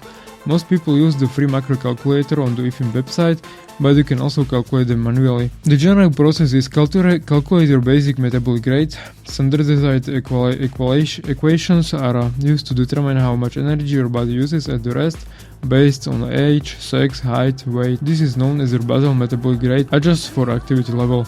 The BMR is multiplied by an activity factor to increase calories based on their activity level. This is known as total daily energy expenditure or TDEE. Adjust based on weight loss goals. If you want to lose weight, reduce your calorie intake by 15 to 25%. If weight gain is the goal, increase calories by 5 to 10 to 15%. Determine your macros. Protein intake should be between 0.7 to 1 per gram of protein of body weight. Fat intake should be between 0.25 to 0.4 grams per pound of body weight. All remaining calories are allotted for carbs. For weight loss, the main idea is to reduce calories and increase protein to preserve lean muscle mass while losing body fat. After doing all the calculations, the final IFIM plan should tell you how many calories and how many grams of protein, fat and carbohydrates to consume every day. Summary: Online or manual calculations are used to determine the appropriate number of calories needed to meet your weight goals. Then the ideal ratio of macronutrients is determined based on your current body weight and allowed calories. How to meet your macros. Once you know how many grams of each macronutrients you should consume every day, it's critical to track down your food intake to determine whether you meet your macros. Some popular websites and applications for tracking include MyFitnessPal, My Macros Plus, Lose It, or a Chronometer. It's also recommended to purchase a digital scale and weight for your food in grams in order to get the most accurate macronutrients calculations. IBAN diets tend to be higher in protein and fat and lower in carbohydrate. Therefore, it helps to understand which food contains the highest amount of each macronutrient. Foods high in protein: animal meats like beef, chicken, lamb, pork, and turkey. Dairy products like cheese, milk, whey protein, and yogurt, eggs, nuts, quinoa, seafood, etc. Foods high in fat: avocado, egg yolks, fatty fish, food fat dairy products like cheese, cream, whole milk, and yogurt, mayonnaise, nuts, nutberries, oils from fruits, nuts and seeds, olive seeds like chia and flax, foods high in carbs, bread, cereals, pastas and baked goods, legumes like beans, lentils, peanuts, peas and soy, grains like oats, wheat, barley, rye and rice, fruits especially bananas, plantains, mangoes and apples, pseudo cereals like amaranth, buckwheat, millet, quinoa, teff and wild rice, starchy vegetables like potatoes, sweet potatoes, winter squash and corn. By tracking is important, there is no need to stress about hitting your macros exactly every single day. As long as you don't go over each macronutrient by more than 5 grams or under by more 10 grams, you should still see the results. Summary: weighting and tracking your foods is highly recommended to ensure you are meeting your macros. It is recommended to stay within 5 or 10 grams for each macronutrients for the best results. And additional recommendations: while all foods are allowed, it's easier to meet your macros goal with a diet rich in fruit, vegetables, high quality proteins, nuts, seeds and whole grains.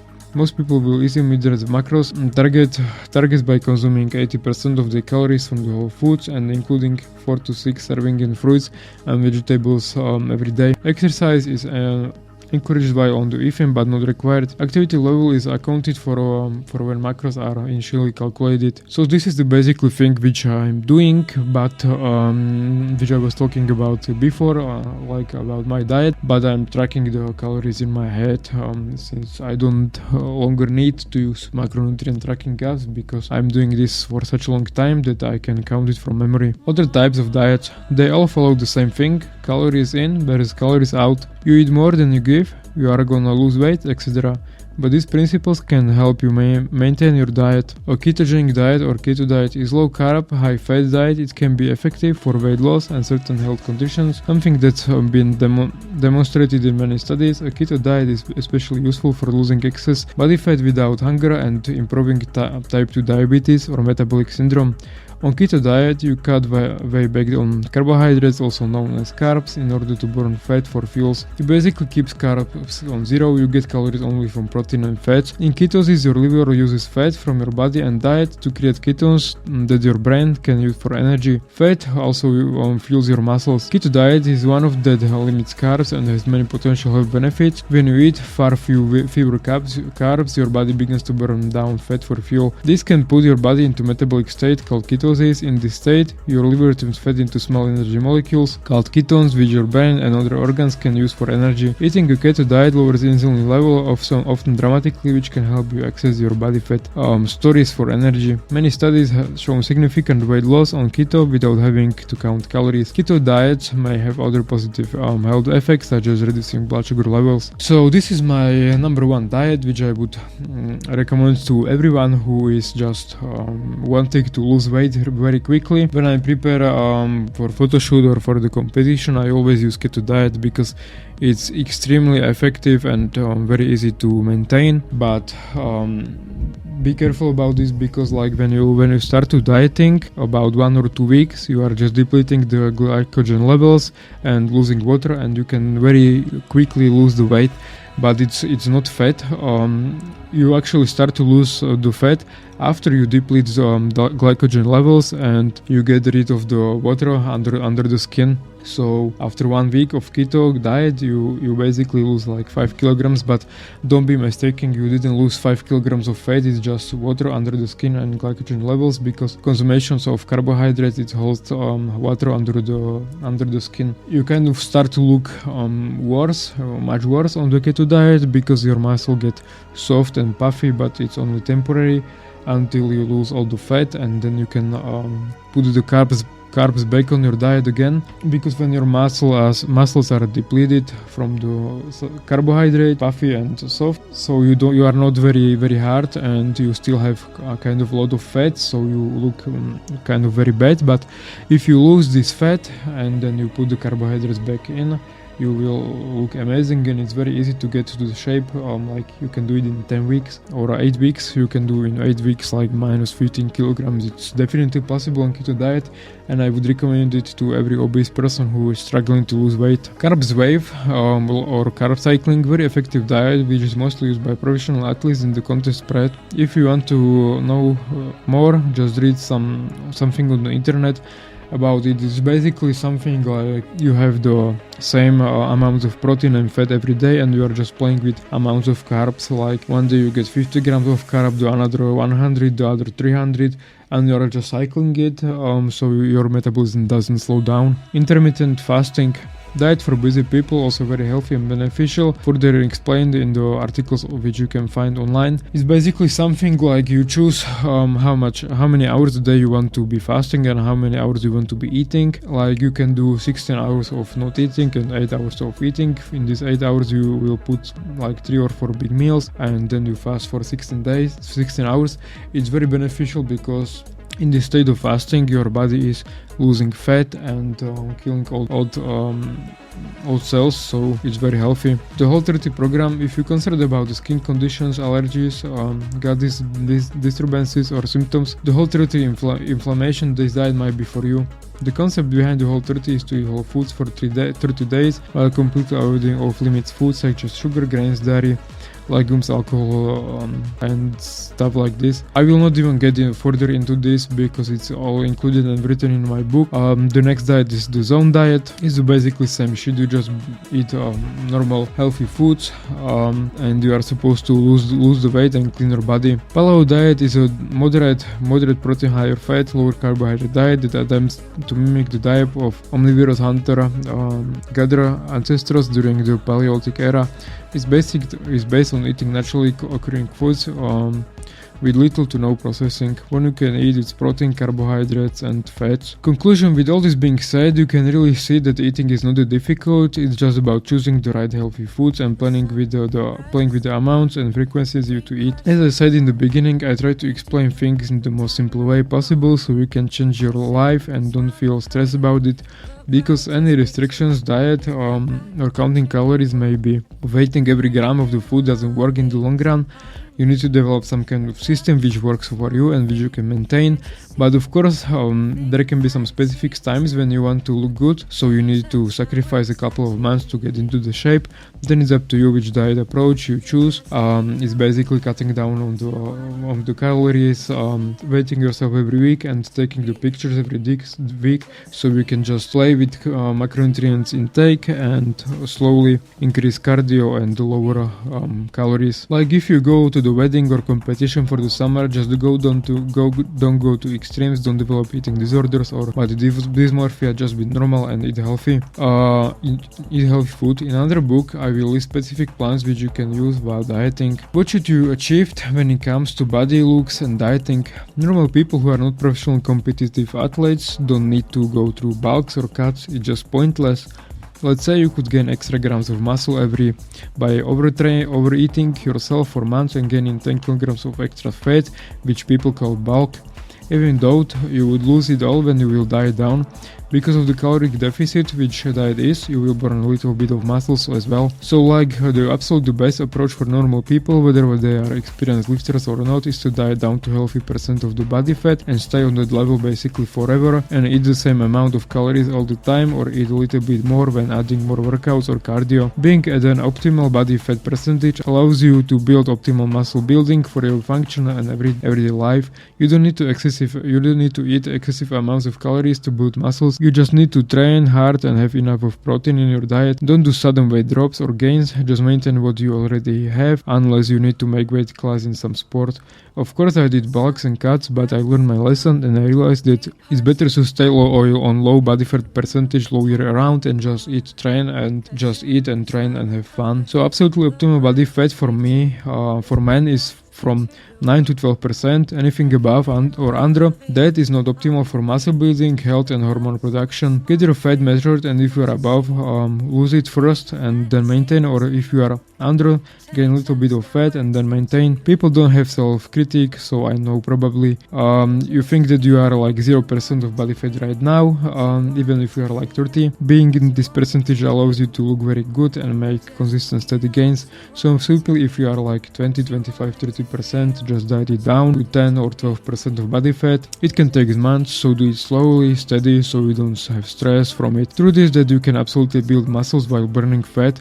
Muscle building processes require stimulus, protein and energy. So if you train in the gym, you have stimulus. If you eat protein, you have protein, and energy you can have from fats already stored on your body. In the book there are included some pictures of people, how they look when they have certain body fat percentage. You can just Google it if you want to like see where are you at. Same thing for the woman. It's like the best to have something from 13 to 18% of body fat. If you're above or under, just gain or lose weight and focus on building muscles then. 5th chapter, train like a champion. In this book I'm going to go through the basics, periodization, exercises, proper techniques of power training. Different types of workouts to learn how to train properly and make constant progress takes years, but you can start by having system and executing all exercises with perfect technique. This book is purely about training for muscle, strength and endurance development in the gym for bodybuilders and fitness people.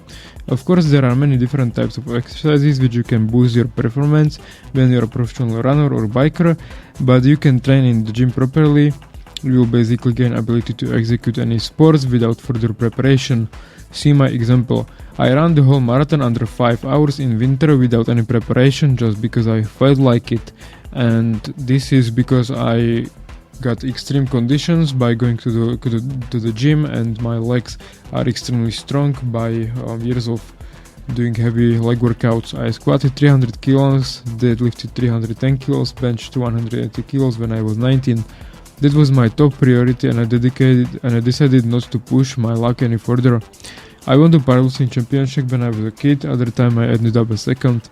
I held a national power record in my weight class in bench press. Last summer I worked in factory for 8 hours a day, like a very hard physical job where I came every day by bike. Then I went around 35 kilometers to the gym, back where I trained full body. So you can see that really this exercising only in the gym can make a perfect athlete from you.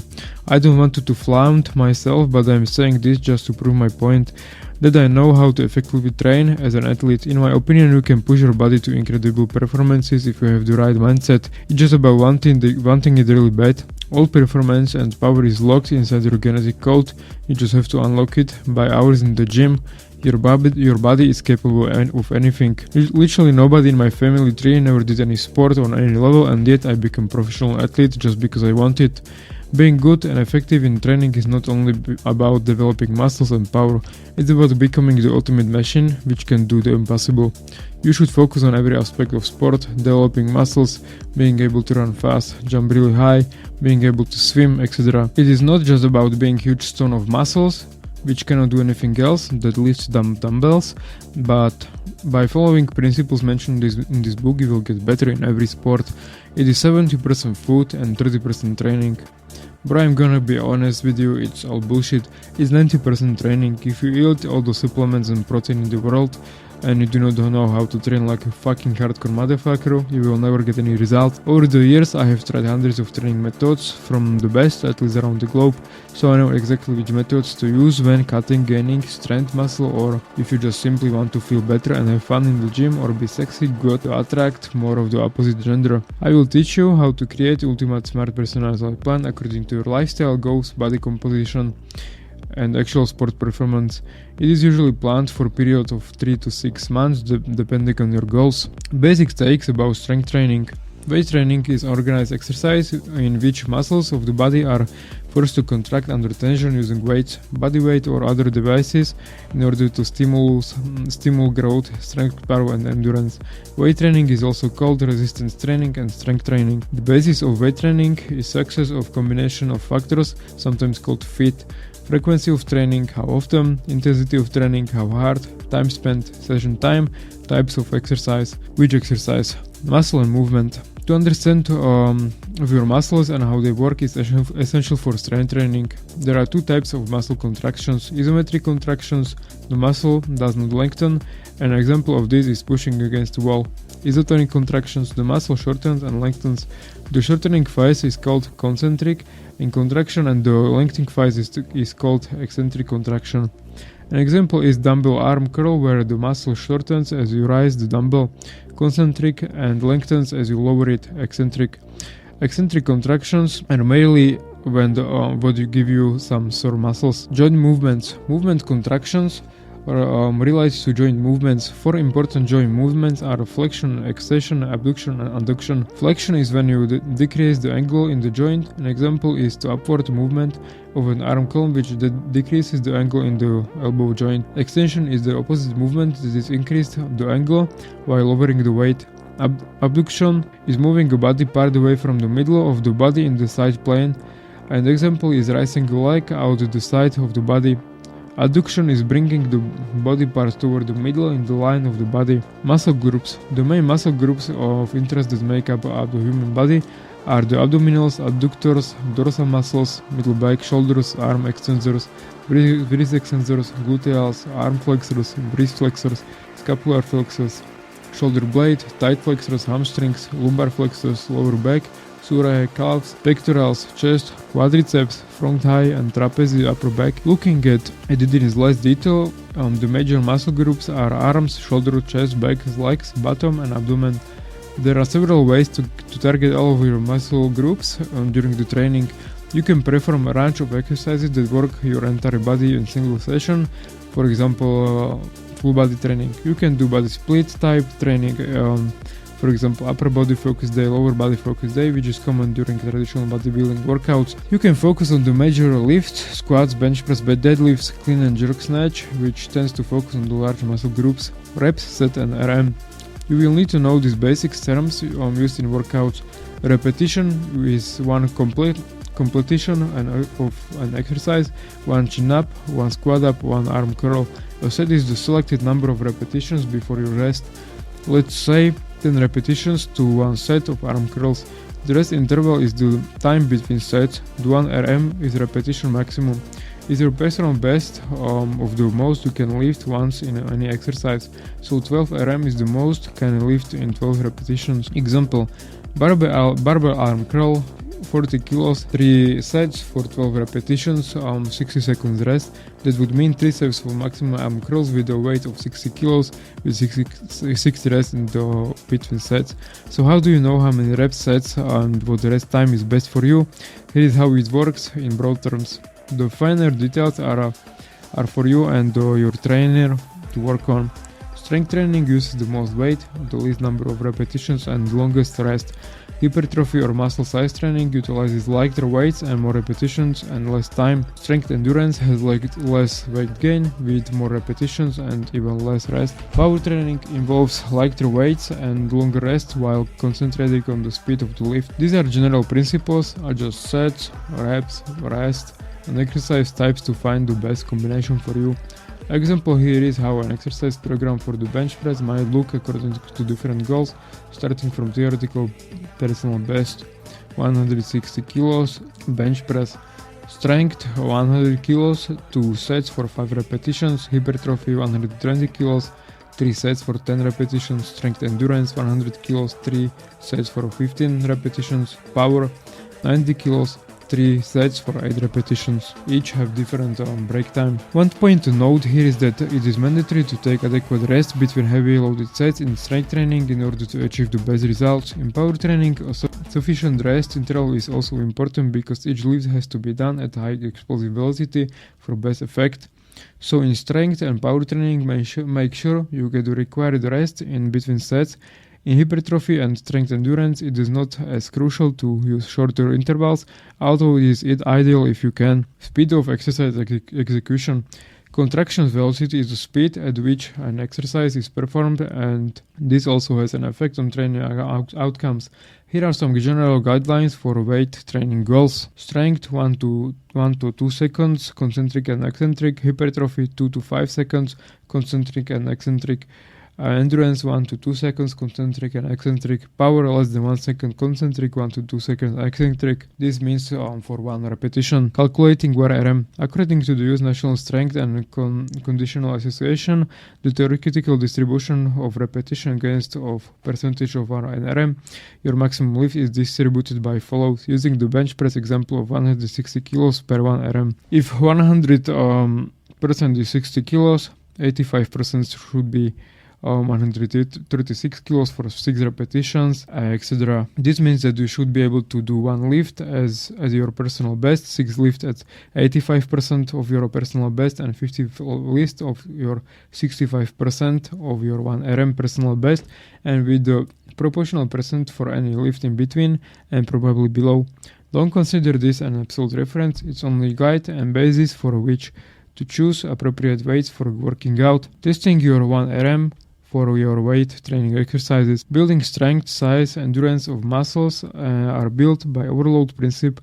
This entails lifting increasingly heavy weights or increasing the volume of workout over time. Strength, as distinguished from increased muscle size, called hypertrophy, is built by training the neuromuscular system in the interaction between the nerves and muscle rather than the muscle anatomy, the size and constitution of muscle fibers. Heavier weights with fewer repetition as longer rest periods are employed to prioritize the strength. As a general rule, larger muscle will make you stronger, but probably not stronger than someone who trains for strength, all else being equal. Strength training can involve loads in the range of 3 to 6 repetitions with higher loads, or 1 to 3 repetitions for more experienced lifter, and variable numbers of sets according to the program. Beginner's Guide to Strength Training. Building muscle. Hypertrophy training usually emphasizes more repetitions with a lighter weight than strength training, often with shorter rest intervals between sets. This training enhances the metabolic factors that result in size increases. You can get stronger training for hypertrophy, but your goals should be quite clear if you are interested in competition for bodybuilding or powerlifting. If you want a combination of strength and hypertrophy, then you need to identify a weight training program that will provide a compromise, which is what most non-competition weight trainers are looking for. One way muscle gets bigger is a process of damage and repair at the micro level. Tears, sometimes called microtrauma, occur in the muscle fiber under the load, are repaired and built stronger when the trainer recovers. It's a bit like 1 step back and 2 steps forward at the cellular level. There exists some disagreement over whatever muscles get bigger by increasing muscle fiber size or by splitting off and creating new cells as well. At least hypertrophy results from increase and in the contract units called microfibrils, and also from increased fluid in the cell called the sarcoplasm. Hypertrophy training usually employs repetition of 8 to 12 repetitions with a variable number of sets, but often in the range to 2 to 5. Strength and muscle building program. Building muscle endurance. Muscle endurance is trained at the higher end of the repetition spectrum. For example, doing 15 to 20 repetitions per set targets local muscle endurance rather than strength or hypertrophy. Again, doing this sort of muscle endurance training will provide some strength and hypertrophy compared to non-training, and it can result in larger increase in aerobic condition than higher intensity programs. Muscle endurance training can use repetition in the range 15 to 20 with the variable numbers of sets, but 3 is common. However, you have to ask yourself if training in skill activity like running or swimming or biking is not more productive use of your time. Building muscle power. Power is the rate at which work is done, so power involves time. If you can lift the same weight faster than your friend, then you have more power. Training for power involves increasing of speed of lift. The concept of power is useful in weight training for sports such as football, where strength, ball and speed are desirable. Power training involves building strength first, then progressing to light loads performance at very fast or even explosive contractions velocity loads, as likely as 30 to 60% 1 RM with rest 2 to 3 minutes between sets are recommended by American College of Sports and Medicine. Weight training, strength training, or resistance training, whatever you like to call it, builds the foundation of strength, power, bulk, and muscle endurance for the following activities in sports. Bodybuilding, which specializes in body shaping and muscular definition, particularly for competition purposes. Hypertrophy programs predominate here. Sport specifics. Programs utilize exercises that support and enhance as far as possible the muscular actions of the sport. An example might be training swimmers with exercises that stimulate the pull through the water, targeting shoulders, arm and back muscles. Strength, endurance, and bulk and power programs are useful, yet highly variable for particular sports and need to be designed so that they do not interface with the skill set required for the sport. Weight loss and fitness include exercises that provides an all-around exercise program for adding muscle and losing body fat. Bodybuilder just wanting to look good at the beach are included in this category. Olympic weightlifting is a specifically weightlifting sport that utilizes only two exercises, the clean and jerk and the snatch. Although there are many training exercises, each lift is highly specialized and technical, requiring much training and practice. Powerlifting competition requires only three lifts: the squat, bench press, and deadlift. Again, strength and techniques programs are the basis of the powerlifting. Weight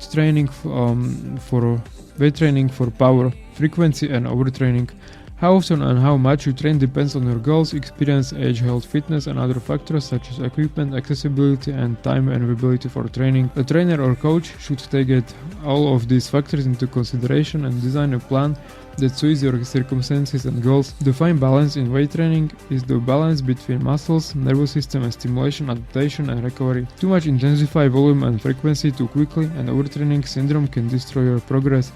Here are some signs of overtraining: ongoing fatigue, poor performance, viral bacterial infections, unidentified loss of weight, regular muscular injury, hormonal imbalance, bone density loss, poor sleeping and eating patterns. Training 3 times per week is a sweet spot for optimum progression for beginners, although twice per 7 days a week will suit some people better. A usual recommendation for novices is to allow at least 48 hours between weight sessions to allow for recovery. For experienced and professional trainer, training 6 days a week is not usual, although split system training different muscle groups on different days is often practiced. If you feel you are getting into trouble, back off and get some good advice. Types of exercises.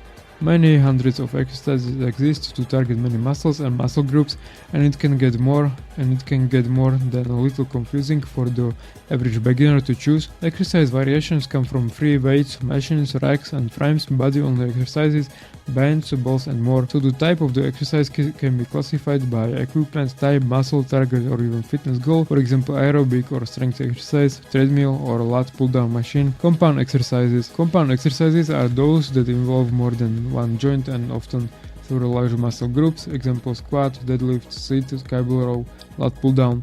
Isolation exercises. An isolation exercise is one involving only one joint and which is usually targets isolated muscle group. Examples are the dumbbell arm curl for biceps and the leg extension machine for quadriceps. So which exercise should you do? It depends on what your goals are, what equipment and facilities you have and available, your age, strength, weight, experience and commitment. Let's say you want to build strength and muscle mass. There is general agreement that the big three powerlifting lifts, the squat, bench press and deadlift, are core lifts for building bulk and strength. They are technical and perhaps even dangerous done with free weights near the limit of your maximum, so guidance and spotter are essential. Even so, you can start off with the light weights until you get the gist of it and then progress from there. If you are training for a good balance of body composition and strength, you will need to add additional back, abdomen and shoulder exercise to the big three, along with more specific work on the front of the arms. This basic strength and muscle program gives you a suggested set of exercises. Most gyms will have a range of equipment for doing these exercises. In bodybuilding, where muscle definition of even the smallest muscle can be important, a wider range of isolation exercises is usually practiced. Olympic weightlifting requires specific strength and technique training. Weight training programs. A training program is a schedule of frequency, intensity, volume and type of exercise, whether for for weight training or any other fitness training. In weight training, various methods and techniques are used. Here are variables that can be adjusted in any weight training program. Almost unlimited combinations are possible, most of which be functional at some level but not necessarily optimum. Exercise selection, weight or resistance, number of repetitions, number of sets, velocity of movement, interval between sets, interval sessions, interval between periodization cycles. Here are some prominent applications and techniques in weight training and bodybuilding programming. Full body training, training all major muscle groups in a session. You choose a series of lifts, perhaps up to 10, ensuring that all muscle major groups are exercised at some level. Split system alternating sessions for major muscle groups, training say arms, shoulders, back and one shoulder. Periodization could be described as progressive or cycling phase of training over a set time in order to achieve results at the scheduled time. Dividing a yearly program into different training modalities with different sequential goals. In the example, this is common in sport-specific programs in competition force of weightlifting. For example, off-season maintaining pre-seasonal strength, yearly season hypertrophy and power, active season maintains post-tension recovery. Supersetting is the practice of exercising two opposing muscle groups in quick succession for the purpose of stimulating muscle growth and providing rest and either growth alternatively. Leg extension and leg curl for quadriceps and hamstrings is an example. Compound sets, rather than alternate different muscle groups, compound sets alternate different exercises of equipment for the same muscle group. An example is following the triceps kickback with triceps push down. The idea being to push the muscle far enough that it recruits additional motor unit. Pyramid. These types of program include sets that progress from lighter to heavy weights of the same exercise, or even reverse from heavy to light depending on the program. The number of sets is specified, for example, dumbbell curl 20 kg for 10 repetition, then 30 for 8 repetition, and then 40 for 6. Drop steps are like reverse pyramid, and there are many variations. In one example, you lift to failure regardless of the number of reps in second and third set. Start with a heavy weight and do a calculated number of repetitions. Reduce the weight by say 20%. Perform the next set to failure, then reduce again and go to failure again with little interval rest. This is very high intensity training. An example is the dumbbell curl as follows: 40 kilos, 8 repetitions, 30 kilos to failure, 20 kilos to failure. Super slow encompasses the idea of slow and measured concentric and eccentric contractions. The proposed advantages of these are disposed by many. Super slow enthusiasts recommend more or less 10 seconds for each phase of the limit of the lift. Eccentric training, this emphasizes the return of lowering action of any lift on the basis that it produces better hypertrophy because more muscle damage and fiber recruitment is achieved. Arm curls are a good example. You usually need assistance to get the concentric or lifting part completed. Sports-specific programs are designed to enhance performance in particular sports by strength training, muscle fitness specific to those sports, especially through periodized weight training, diet, nutrition and supplements. This I kind of talk about. Appropriate diet and training. Appropriate diet and nutrition are very important in maximizing results from any athletic training program, and weight training is certainly no exception. Periodization of the year in bodybuilder's life. I've suggested you to go through the whole process of the bodybuilder's year training. You will try every available program, principle and workout there is. After going through this, you will be able to train depending on your time and how you feel. Like the most basic principle to stay on track all year round is to exercise a body part at least once a week. This can be done through multiple ways. Maybe you have to go to time to go to the gym once a week for 6 hours and do the full body. Maybe you have time to go 2, 3 or 5 times for 30 minutes, it doesn't matter. You have to choose what works best for you, but to be able to choose you must have experience and understand how workouts are periodized, so you can choose one which fits your current goals. I use bodybuilding preparation as an example because it's like the top of what person can achieve in this iron game. So 1 year of the bodybuilder look like this, for example. It have like 7 stages. First is strength development period, it's like 2 to 3 months. Then strength and hypertrophy periods, 2 to 3 months. Hypertrophy periods, 2 to 3 months. Light maintaining split of the beginning of the diet. Harder split to ensure maximum fat loss and muscle definition. Poor pre-contest prep 1 to 2 months, super compensation routine 1 to 2 weeks before the show. Strength development, this is the period when a bodybuilder is trying to achieve maximum strength gains, want to maintain for the rest of the preparation. In this period he eats a lot of calories and pays attention to maximum regeneration. Each workout is trying to add a little bit of weight on basic dumbbell exercises, example squats, deadlift and bench press. In this period best works on one of these workouts routine: Corte, Kaizen, Gym Medlor, Shake-up programs, Canditus Physics programs, Juggernaut based template programs, Grad Nucleus 28 programs, beginner powerlifting programs. If you want to go through the specific sets, repetition and explain naturally of these programs, you just have to buy my book, and there you have everything written from word to word. You can basically choose any of these and it would just work great. Main goal here is to gain maximum muscle amount of strength as possible.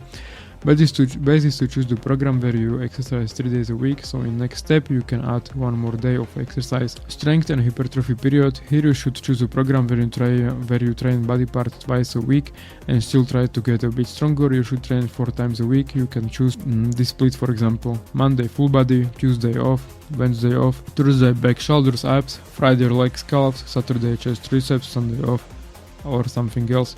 For more workouts which work best are the ones where I have high body part frequency training, which is like 3 to 4 times a week, so I always use just full body workouts. But exercises, reps and sets to choose, here is up to you. Just make sure that you are using proper technique for each exercise. Like if you do not know how to execute some exercises properly, just look up on the YouTube. There are plenty of guides on how to train each exercise. Again, if you want to know specific training routines and programs, just buy my book. Everything is included there. Here I'm just speaking about simplified version of bodybuilding, periodization of the year. Pure hypertrophy. Here is the best exercise body part twice a week. You can use split 3+1 or 6+1. You can train like the whole body in 3 days, then have a day off, or if you don't need, just start over. You can do something like this. These programs are developed by professional bodybuilders, so I advise you to read through and choose what works best for you. T-Unit, RC26, Stone Cold Truth, AUSI LDTD, or something else. Again, the whole program is included in my book, so you can just buy it and try it for yourself. Fourth, light maintaining split on the beginning of the diet. You should train 4 to 5 days a week, where you will train body parts only once. Example: chest and triceps, back and biceps, rest, shoulders and traps, arms, rest, legs, chest and triceps, etc. Harder split to ensure maximum fat loss and muscle definition. Again, muscle group once a week, and you train 6 to 7 times a week, and you should add either fasted cardio or 30 minutes of cardio after workout. Example: chest, day 2 back, then shoulders and traps, then quadriceps, then biceps, triceps, then hamstring and abs, and then day off. 6. Pure pre-contest preparation 1 to 2 months. Here I would cut the workouts to just 4 and just do tons of cardio 7 days a week, because here you are supposed to lose most of the fat and get into the crazy shape. A lot of workouts would just kill your regeneration. 30 minutes right after waking up and 30 minutes of cardio in the afternoon. Split can be like this: day 1 chest and triceps, day 2 back and biceps, day 3 off, day 4 legs and calves, day 5 shoulders, abs, day 6, day 7, day off. Super compensation routine, this is like 1 to 2 weeks before the competition. This is specific thing which you are trying to make your muscle look fuller and even bigger in 1 week for 2 weeks before the competition. Best approach is to do it 2 weeks in a row before the show. Basically you are going to deprive all glycogen in muscles, then fill it. By doing this, you can make your muscles look bigger by around 5% in 1 week. So the first 3 days you do 2 workouts a day, but you stay only on protein, 0 carbs and 0 fats. Day 1 morning chest and abs, afternoon biceps, day 2 morning back, afternoon triceps, day 3 morning legs, calves and abs, afternoon shoulders. Next 4 days you are just going to eat tons of protein, carbs and fat. By depressing your muscles from the glycogen, you can teach them to hold more for a short period of time, then you do it again for the second week. Conclusion: so I hope that you understand the basic training principle and periodization. In order to be flexible in training without planning and system, you need to have years of experience to get some results. At the beginning it is better to follow some program, so let's head to the next book and how we can change your body through the specific process when you already understand the basics of training and nutrition. So the last chapters I decided to put kind of together. Mindset is everything, elastic like a ballerina. These voices are only in your head. I can step on these necks, on these fucking demons. Shape from underworld and powerful motivation to fucking start. Yeah, well, I think this book is not very long, of course, but I think it have a potential to change the lives of people who are actually listening and trying to apply these principles which I'm mentioning in this book in their everyday lives. Because I just wanted to tell my story and share myself with others and maybe to help someone. And this is about it, just a couple pages and the book will be finished, but I will be producing more content on this YouTube channel about exercising, about mindset, motivation and stuff like that, maybe even in different languages. But yeah, so let's get into it. Introduction. I have decided to put these last 5 books together as it's all connected together. You will not find a lot of practical information about how to do something, but rather the psychological aspect of the sport, which is more important than the knowledge. In theory, almost everyone knows how things should be, but to execute them is something completely different. Look, for example, Conor McGregor. You think he started and he knew everything? Of course, not he didn't know shit, but he had the mindset, never settled down for less, that he deserved to be. And he worked his ass off until he made it on the top. And this is the mindset which you must have. Like, you must be a winner long time before you get successful in reality in your head. Because if you actually believe yourself and if you have confidence that you are actually going to achieve all your dreams and things which you really want from life, it's just going to happen. Because if you know what you want, it's just a matter of time and thinking about details and about your journey on how are you actually going to achieve these dreams and goals. So if you actually know what you want, you are already kind of halfway there. And this is the problem with most people, that they actually never know what they want, and so they will never get there. And this is the same with fitness. It actually applies to everything. Because if somebody says for 10 years that he is going to lose weight, but he doesn't even start, what is he expecting? That something is going to change? No, you must take action every day to be better. You must learn every day. You must try to work on your character, on your life, on every area of life. On like this, you can be happy. So setting up the right mindset. Literally understand what are you trying to do here. To make something from nothing is a process which takes a long time. Not everyone can do it, as it requires royal person traits like discipline, dedication, loyalty and the brain, but most important, adjusting to your everyday life, which means quitting doing stupid, useless things which are you doing on daily basis, which is just waste of your time, like partying, watching Netflix and eating junk food.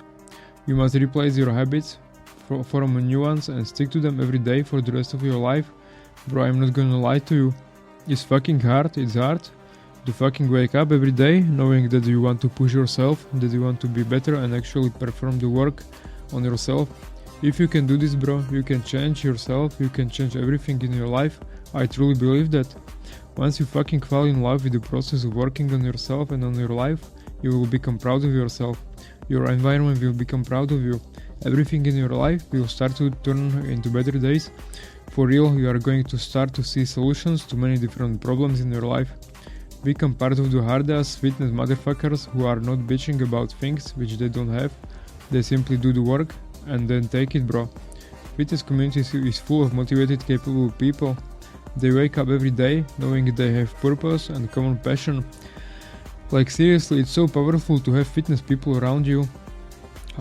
Some of the most amazing motivating people I have ever met who had a positive influence over me were people from fitness community. Everyone have a similar story. Shy kids who were bullied or were real uncertain about themselves, and one day they said fuck it and started to hit the gym. Then everything started to change. Fitness made me. Without discovering this passion, I would be no one today. It made me strong, hardworking person who is here to support and motivate others.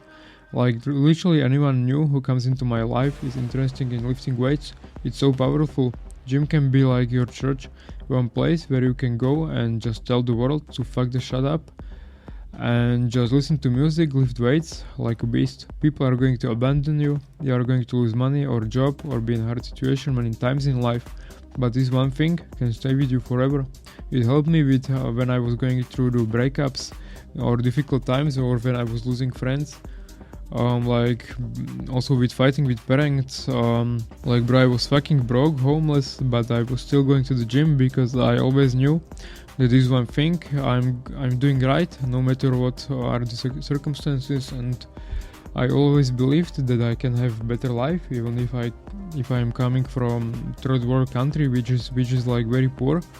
I used to work for €2 per hour when I was in the high school, but I had to do it because I wanted to make money for some supplements and to achieve my goals, and I never stopped to believe in myself. And just after I graduated, I packed my bag and I left this fucking country, and I was just working and starting from nothing, and everything started to change in my life because I was just trying really hard to be better, and it started to work out. And all the hard things which I was able to do, it's because of this fitness mentality which I was able to obtain through the years, like doing hard things and trick my brain into liking them and actually enjoying the process even when it's lonely, sad and very hard, you know. I was fat, dumb, disgusting, quit, which no one liked. Then I found weight training and absolutely everything changed. I started to have success with girls, with social life, with making money, etc. And it can do the same for you. Following diet and lifting weight, it's simple, but yet have potential to create amazing new friendship and new personalities, because it requires you to build discipline and will to actually achieve your goals and push it. Because of course it's not only about that, but it's a good place to start. Now I shared some pictures of the people who changed their lives because of fitness, like from fat to fit or skinny to fit or whatever. Just look at this. Do you think their life got better or worse? Of course better, bro. Becoming this fit person who is happy to do hard things is so powerful. And people, if they are going to see it, they are just going to follow you because you will know what to do. This person would, on the last picture, would fucking die if he didn't change himself. He was fucking obese, so I really want to assure you that you can do the body transformation. You must just develop this mentality which just doesn't give a shit about other people's opinion. You have to believe in yourself, because they are going to beat you up and make fun of you for your trying, and they will be treating their complexes on you, and they will be jealous that you are even trying. Trust me, I know what I am talking about. Like in my high school, I was bullied daily by teachers and made fun of because of eating healthy, because they was just jealous.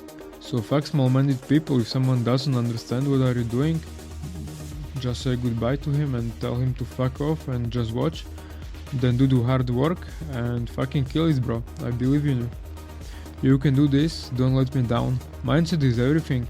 You have to believe in yourself. You have to be hungry every fucking day for positive changes in your life. It doesn't matter how small steps you are going to take, as long as you are moving forward. You are actually getting somewhere, even if it takes a long time. Just do the work, be patient, consistent, and the results will come, I promise you. Don't want everything at once, just take small steps and wait. When you start from nothing, it's fucking difficult, and it takes a lot of time. And the same thing applies to life, not even in the fitness. Always learn and educate yourself. Don't listen just to me. I'm just one of the thousands of people in the fitness community. Everyone have a different story, different experiences, come from different environments. Nobody knows everything, so make sure to always think about different opinions. You will have to try really a lot on your fitness journey to find out what's best for you. What workouts, what supplements, what diets. But most importantly, you must fall in love with the non-stop process of improving yourself, because it's not just about the results, it's about journey. In this book, I will talk about all the little fractions which may concern you and help you on your fitness journey. At the end of this book, you will find a plan which, if you just adjust on your weight, you will be able to get into the fucking jacked shape and I want you to do it. So this chapter is elastic like a ballerina. Taking precautions of the injuries is one of the most important things. You need to train hard to get results, but you must also give your body adequate regeneration. This part will be more about how to take care of your muscles in other ways than just exercising them. It will be about stretching exercises and active regeneration. Active regeneration is something which you are willingly doing to help your body to fix caused damage through the sport. You can go to massages, saunas, or you can learn how to do it at home. One of the most effective things which I try to relieve from pain is on the picture like this massage pistol and or a roller. You can buy it for a couple years and it can really help. Other ways of active regeneration could be swimming or biking, and it's not difficult depending on the condition, which makes muscle groups in your body. Cold or hot showers are also good examples. If you are interested in this topic, it's a very good article which may help you to understand further. It's on the blackroll.com, regeneration in sport. Stretching exercise is very important to apply progressive overload like in muscle building. Being flexible may help you in many ways to boost sport performance. Don't make fun of it. Just go a couple times a week over videos on YouTube and do the yoga exercises. I train at least twice a week with this little girl. She's really smart and she's able to explain to normal people how to stretch themselves. You can go through her channel and see what guides are suitable for you. She is called Anna McNulty. Don't underestimate it, bro, because it's very important part of your life. If you are not going to do it, you will have problems with kinetic system later on as you get older. Just look at these fucking top bodybuilders. They are so stretched, like they can do basically everything. And you think if it wasn't important in the sport, they would do it? Of course not. The other part of this book is these voices are only in your head. Like a step on these necks of these fucking demons. Very important topic which no one talks about because of our flex Instagram culture where we compare ourselves to others from the moment we wake up till the moment we go to sleep. You know what? Fuck good looks when psychical health and relationships are not in order. Fix your mind first, then fix your body. I have seen and talked to many athletes, mostly girls, who develop some kind of mental problems because of fitness. Dieting down, then gaining weight again. These things are very serious and no one talks about it. Good coach has to be psychologist, kinesiologist, bodybuilder, influencer, motivationalist. He has to know a lot about everything when it comes to sport. Thing is that how he looks doesn't really matter. You are going to him to help you. How coach looks doesn't matter. These people on the social media are usually most fucked up in the head. Choose carefully who you trust. You can always choose me for a coach and be sure I will hold your hand or we'll go together through the hell. Just contact me. Most of the common mental issues which could be caused by or developed by fitness and need to be treated are these. Although the term eating is in the name, eating disorders are about more than food. They are complex mental health conditions that often require intervention of medical and psychological experts or to alter their course. These disorders are described in American Psychiatric Association Diagnosis and Statistic Manual of Mental Disorders, 5th edition. In the United States alone, an estimated 20 million women and 10 million men have or had eating disorder at some point in their life. What are eating disorders? Eating disorders are a range of psychological conditions that cause unhealthy eating habits to develop.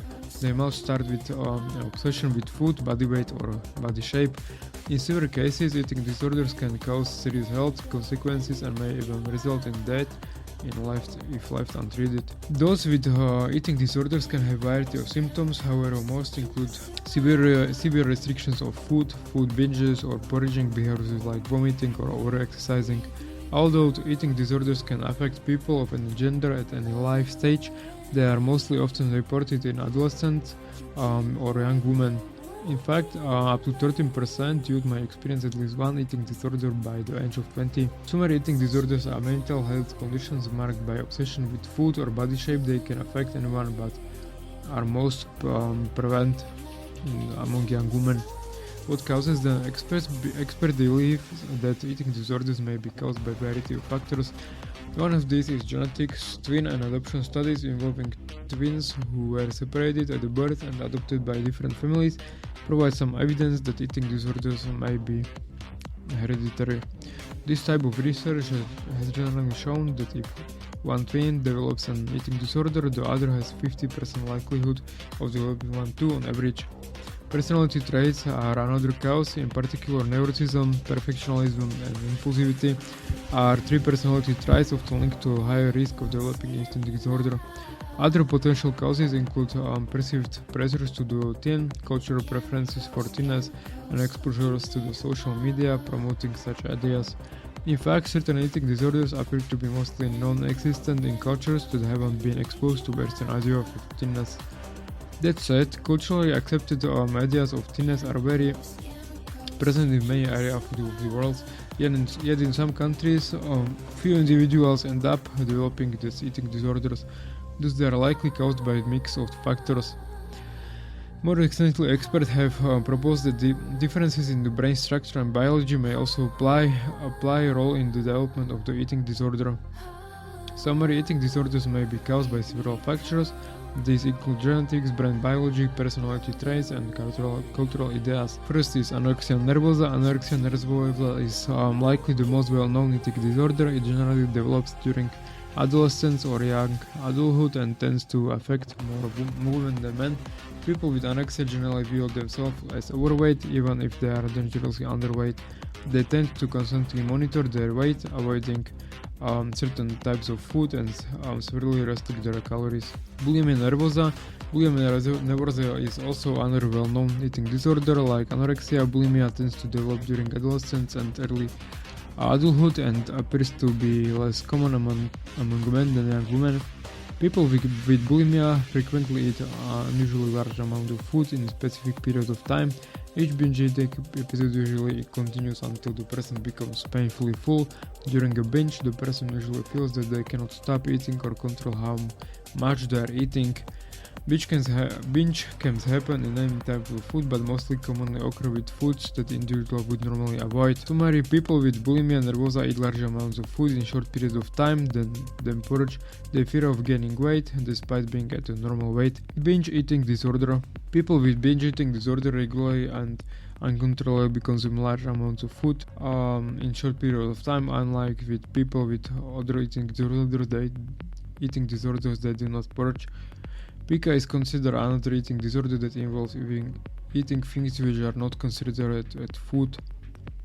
Yeah, well, this topic about eating disorders is a very complex topic, and I suggest you to buy my book and just read about it in the book, because it's hard to explain it talk about it by words, because every eating disorder is very specific. And but just if you see that somebody have problems with eating disorder, or if you think that you are starting to develop them, just go to talk to somebody which you trust and solve it, because it can go to a really fucked up situation. Like, it can really fuck up with your mental health to the point where you don't care about anything else than just food, and that's not the way how you want to live your life. Shape from another world. That being said, now something that you have been waiting for probably since the beginning of the reading through these books. How exactly do you change the body to have the physique you want? Everyone knows that each body has some genetic limits which you cannot overcome without taking performance enhancing drugs. Genetic is also how fast your body allows you to reach those limits. I think over 10 years you can get on the natural top if you do everything right. I think I'm not there yet by myself, but I'm going to go there, I hope, one day. Human body is capable of so many things, and each year we manage to push it a little bit further. To reach this, you just must develop a lifestyle which will be with you all the time. We will always be different from non-lifters, but that's okay, because we are about to become superhuman. It basically takes doing this thing all over every day, every year. Split the year into months, where each month will have different fitness goals. So the best is if I start to explain this after summer, so you can target the best body looks in the summer, where you will show yourself to the world in the swimming suit. So take the summer and end of August. Step 1, September. By the end of the December, strength gain. Diet. In this period you are going to work on maximum strength development. You can take a little rest from the diet It's good for you and body and physical health and psychical health. Just eat until you feel full and satiated. You should be in caloric surplus, but not too much. Just treat yourself like a normal person, but focus on eating enough protein, but lower it a little bit. Train 2 to 3 times a week, and each workout try to lift a little bit more. Do cardio 2 to 3 times. You can choose any strength building program from Train Like a Champion. Just take it easy and focus on other areas of life, like learning other languages, making money, etc. Step 2, January, end of the March, 3 months, muscle gain. Diet, focus on eating clean healthy foods and slightly lower your calories intake, so we will slowly start to lose fat, but still eat enough and have protein and fiber rich diet, but allow yourself to have some cheat meal once a time. Train 4 to 6 times a week in the gym, but very little cardio. Train for hypertrophy, choose any workout program which trains muscle groups at the least twice a week. Use always one heavy exercise with low reps, then other ones with lower weight but high reps. Here I am focusing on maximum muscle building possible. You can gain around 2 kilograms of muscle here each year. I believe it's not possible to do only non-stop progress, that's why you have to start with an easy period. Train hard, but you should mostly enjoy your workouts and have fun. Step 3, March, end of the June, 3 months. Losing all the fat for the summer. You should be very strict about your diet to lose those extra kilos which you have gained over the winter, so everyone can see your nice body. Just pick a diet from it, like your diet depends on it, which you like, and stick to it for a whole time. Slowly decrease caloric intake so you can lose something around 5 to 10 kilograms before summer. Training. You are focusing mostly on maintaining muscle, but to do that, make sure you always use compound movements, that heavy weight and proper technique. Train 5 to 6 times a week, body part once a week, and focus on doing cardio, which can help you to burn extra calories. This is probably the hardest part of the year, as you have to be very strict in your diet. You can feel a bit tired without motivation and without energy, but it's okay. Just remember why you started when you feel like quitting. Step 4, end of the June, end of the August, 3 months. Enjoy. Diet or training. Just choose whatever is sustainable for you. Set calories to maintain and enjoy summer with friends, family. Go to parties, drink sometimes, travel. Just enjoy the body which you have built over the winter. Don't focus on progress, rather focus on living the best life. Well, with that being said, don't get stuck up in one period. Just do this and you will never have any mental or health issues. Each period of the year you are focusing on different aspects of fitness and different aspects of life. Of course, these periods can be done in different months and in different lengths, but you get my point. I try to do this over the years, and it's what is working for me and for most people. Few words for me. Bro, if you come all the way through here, thank you for listening. I really appreciate it. I just wanted to show my story and knowledge which I gained over the years in fitness. I really believe that fitness has the potential to make the life of each person better. With all this information, you should know everything which you need to make effective progress in gym and in life. You will never need to pay for expensive coaches. Just do your own research and educate yourself. If you want to take it really seriously, just reach me out for coaching. I'm always happy to help and we can make some goddamn progress together. Don't hesitate to contact me on Instagram with any questions about the books or fitness. And if you are interested, here is what I have to offer as one-on-one transformation coach. Complete body transformation over 4 months. We will go together through hell and back. I will be your best friend, support, psychologist, but most importantly coach. You will receive my personal phone number and we will be doing all the communications on WhatsApp. 1 time a week we can schedule a call so we can tell me about your feelings and progress. Each week we will control shapes and weight measuring. Based on we will adjust diet and training. Every week closer to your goal, you will become a stronger person as it gets harder. This service is only for people who have burning desire inside them to change themselves for the better. With people who do not want it as bad, I do not want to work. We will work together on your goal to look freaking amazing. This program is total body recomposition where you will get stronger, gain muscle and lose fat.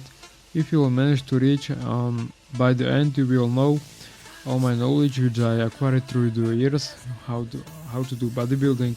I do not do shortest periods of one-on-one, because 4 months is like the period when the body can change completely. I will put all my efforts and energy to keep you going. If you want to be like one of these people which you can see on Instagram before and after, this is for you. It also applies for people who want to compete in bodybuilding or lifting. I do not share photos of my clients due to privacy reasons. So thank you for listening the whole time, and I hope you learned something from these books. But like my whole point why I even started this, I just want people to be mentally okay and be okay with themselves, because that's what is important in life. And just don't focus on how you look, focus on all areas of life, and focus on improving all the time, because like I was obsessed with how I looked my whole life, and I wasn't doing anything else, just going to the gym, dieting, and it was really terrible life when I could have just enjoyed and learned some beneficial skills. So thank you, and I hope you will be looking forward to my other content.